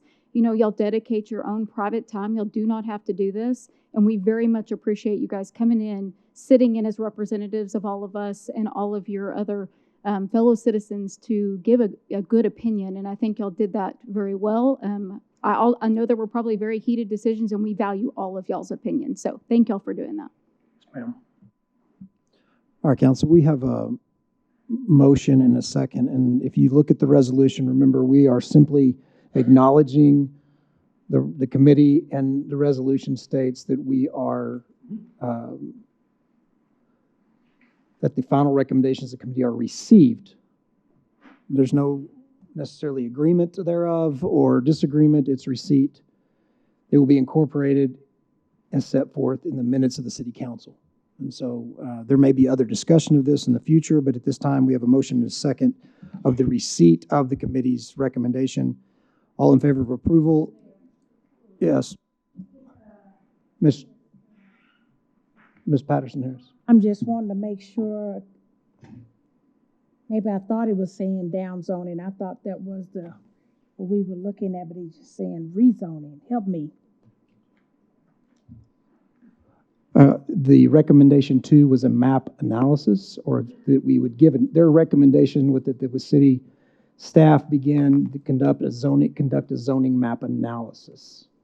Mr. Atkinson? Thank you, Mayor. That's exactly correct. So before any change of zoning is done, we have to do the zoning map analysis. That clearly identifies which properties they're correct. In fact, this was mentioned, but very, very briefly this morning. Which properties are correct, which need to be considered for leave it alone, move it up, move it down. I'll give the council one of the examples your committee heard. There's a significant number of city-owned parcels that are zoned for heavy industrial uses. Mm-hmm. We have some parks that have GI or LI within them. That's not appropriate. Yeah. Zoning map analysis calls those out, but whether it's leave it alone or down zoning, at any change now goes into the full zoning process. It gets submitted to the Planning and Zoning Commission, their action recommendation ultimately to y'all. So I do think it's what they've captured. Okay, I'm just trying, I'm just remembering what I was asking on that day and wanted, but I guess that really encompasses any type of zoning down, up, or around, I guess. Would be in that regard. Just taking a second to make sure I saw things okay. Ms. Martinez, Ms. Jo- Record to reflect that the committee's charge was not whether or not city council should use amortization. That was not the charge. The charge was whether or not amortization should be included in the Uniform Development Code, because that's quite an overreach to tell us we couldn't use it because the state says we can. The fact that they recommend take no action on the topic of amortization, I'm okay with. It's just that it was not their charge to tell us whether or not we could use amortization. Thank you, Ms. Joy. Ms. Martinez Garcia? I have two. One is a question on the zoning map analysis. When was the last time that we did something like that? Have we ever done it? Yes, we have. The most recent would be when what we called the future land use plan was done as part of Plan 2040, so that's 5 years old. Part of that process, and really part of the UDC process, was always an acknowledgement that we were taking a conglomerated land use map that literally dated to the 70s and doing our best to put it together in a hurry. The funding for this process was actually approved by the council nearly 3 years ago. It wasn't triggered 3 years ago because the UDC wasn't finished. It is now. One of the things I heard from the committee, they saw a presentation on what that is, the process, the funding. They were very clear to me, okay, that's how you identify what, if anything, would be downzoned and how you start the process. Y'all need to go forward and do that. And that's the committee's recommendation back to this council that we do. The RFP is sitting ready to go. And then my next point is that we had a diverse group of people from different backgrounds, different perspectives, and that was the key to coming up with this decision. And for me, I think it's important on Ms. Joy's point that these folks were being guided in the sense of provided information from our staff. So it is no fault to them that if there was a misunderstanding, misinformation, or how that was put, that it was not their fault. I mean, there's very credible, qualified, intelligent people there, plus all the public that was there also addressing the issue. So I think they followed on what they were supposed to do. So just to make that point. All right. Ms. Patterson-Harris. Yes, and I know it may seem like we're taking a lot of time on this, but we should. And as they do the map analysis, is the zone, the changing of different zones, downzoning specifically, will that be handled? Is that something that the staff will handle, or is that something that citizens can make a request or bring it to the forefront for staff so that it can be handled in that fashion? It can be looked at being downzoned. Citizens that wish, to say, hey, we'd like for you to look at X, Y, or Z, please turn that in to the planning department. But remember, only the city or the owner of a property can initiate a zone change. Yeah, no, I was just asking if that. They're welcome to turn that in. If we'd have that reception Sure. If they'll turn it in, we'll be sure that it's looked at. That doesn't predetermine what the outcome of that analysis is. Oh yeah. I just wanted it to, because it's been a concern for citizens to make sure that they have the ability to push this thing and to have it looked at. If they've got individual tracks, they're welcome to give us a list. Thank you.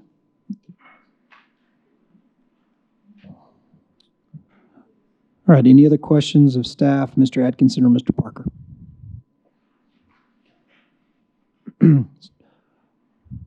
All right, we have a motion and a second on the acceptance of agenda item 7.2. All in favor of accepting the proposal from, or accepting the recommendation from the committee, please say aye. Aye. Any opposed? All right, acceptance from the committee carries 7-0 on 7.2. And again, I would also like to thank you all very much. That's a lot of time to give up. We appreciate you willing, and so many people in this community are not willing to step forward, and you all were, and we're very grateful to you very much. So thank you for that. Thomas, thanks for leading that charge. All right, now we will move to 7.3. This is a public hearing on city fees. This is a bit of a change in legislation, so this will come before future councils. Mr. Atkinson, you want to give us a brief overview? Certainly, Mayor, and I think you've teed it up very well. Recent change in state law, House Bill 1922, made a change, and it, in effect, says that any of the fees that we charge related to constructing, renovating, remodeling residential or commercial structures have to be acted upon and authorized within a 10-year time horizon. Council, our practice each year during the budget, if we are changing a fee, you'll specifically act upon the change in that fee. Fees that don't change, we don't do anything. We're going to end up with some of those that'll fall outside of that horizon if you don't take this action. So the action today is first, to hold a public hearing, take the input you may receive. Second, to continue a resolution that reauthorizes our existing fees. This changes no fees whatsoever. Nothing is being increased. Nothing is being decreased. We're taking that block of fees and asking for the hearing and reauthorizing those, starting the new clock, if you will. All right, so that's what we will be holding a public hearing on. This is required. I don't think any of the fees have changed. Most of these have been addressed through the budget process, or we've had discussions of fees. But we will, at this time, open a public hearing on the authorization of certain city fees for the constructing, renovating, or remodeling of residential or commercial structures. The public hearing is now open. If there is anyone who wishes to speak at the public hearing, you may step forward at this time.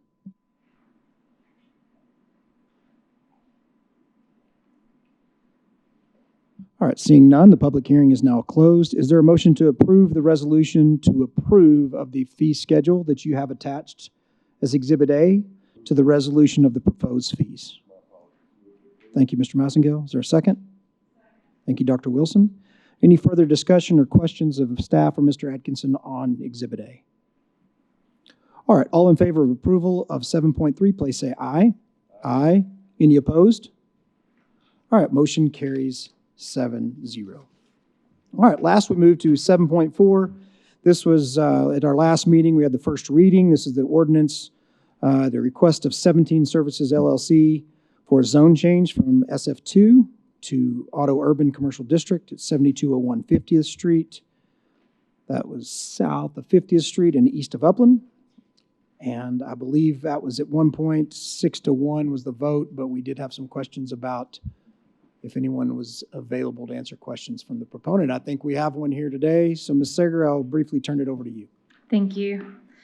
As a reminder, Zone Case 3058G, as you stated, is a request to rezone from low-density residential SF2 to auto urban commercial AC. The property is located at the southeast corner of 50th and Upland.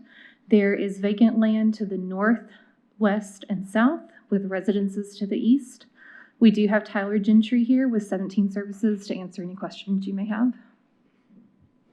Thank you, Ms. Sager. Does anyone have any questions of Mr. Gentry as he's present and ready this time? Ms. Martinez Garcia. Why weren't you here last time? I apologize. It didn't make it on my calendar.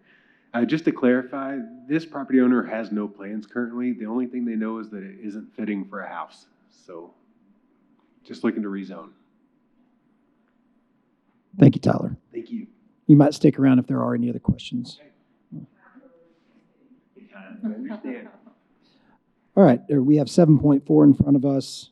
You have that information in your backup. I don't think our presentation's working. If the council were curious as to why it wasn't up on the big board. However, we have 7.4. Is there a motion to approve 7.4? Thank you, Dr. Wilson. Thank you, Ms. Martinez Garcia, for the second. Any further discussion or questions on 7.4? Ms. Joy? Ms. Sager, when was the property that's directly across the street, when was it zoned AC? I believe it was in 2021. 2021. Mm-hmm. And what's there currently? Nothing. It is still vacant.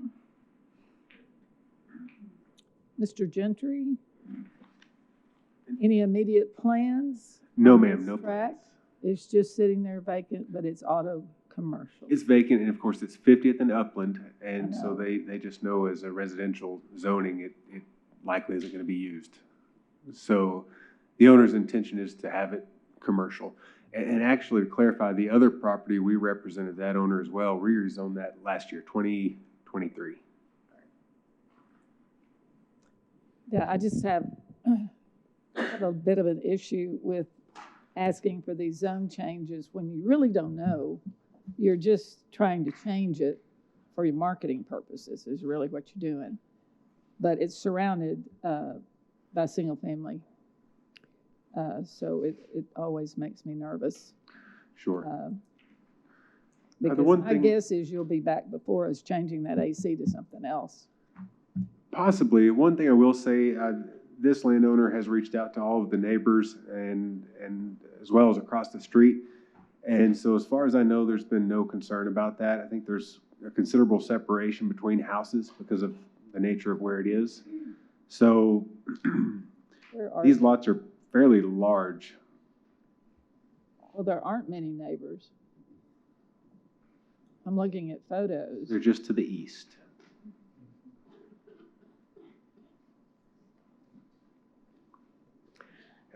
There's just nothing out there right now. Right. One house and a few over to the, okay.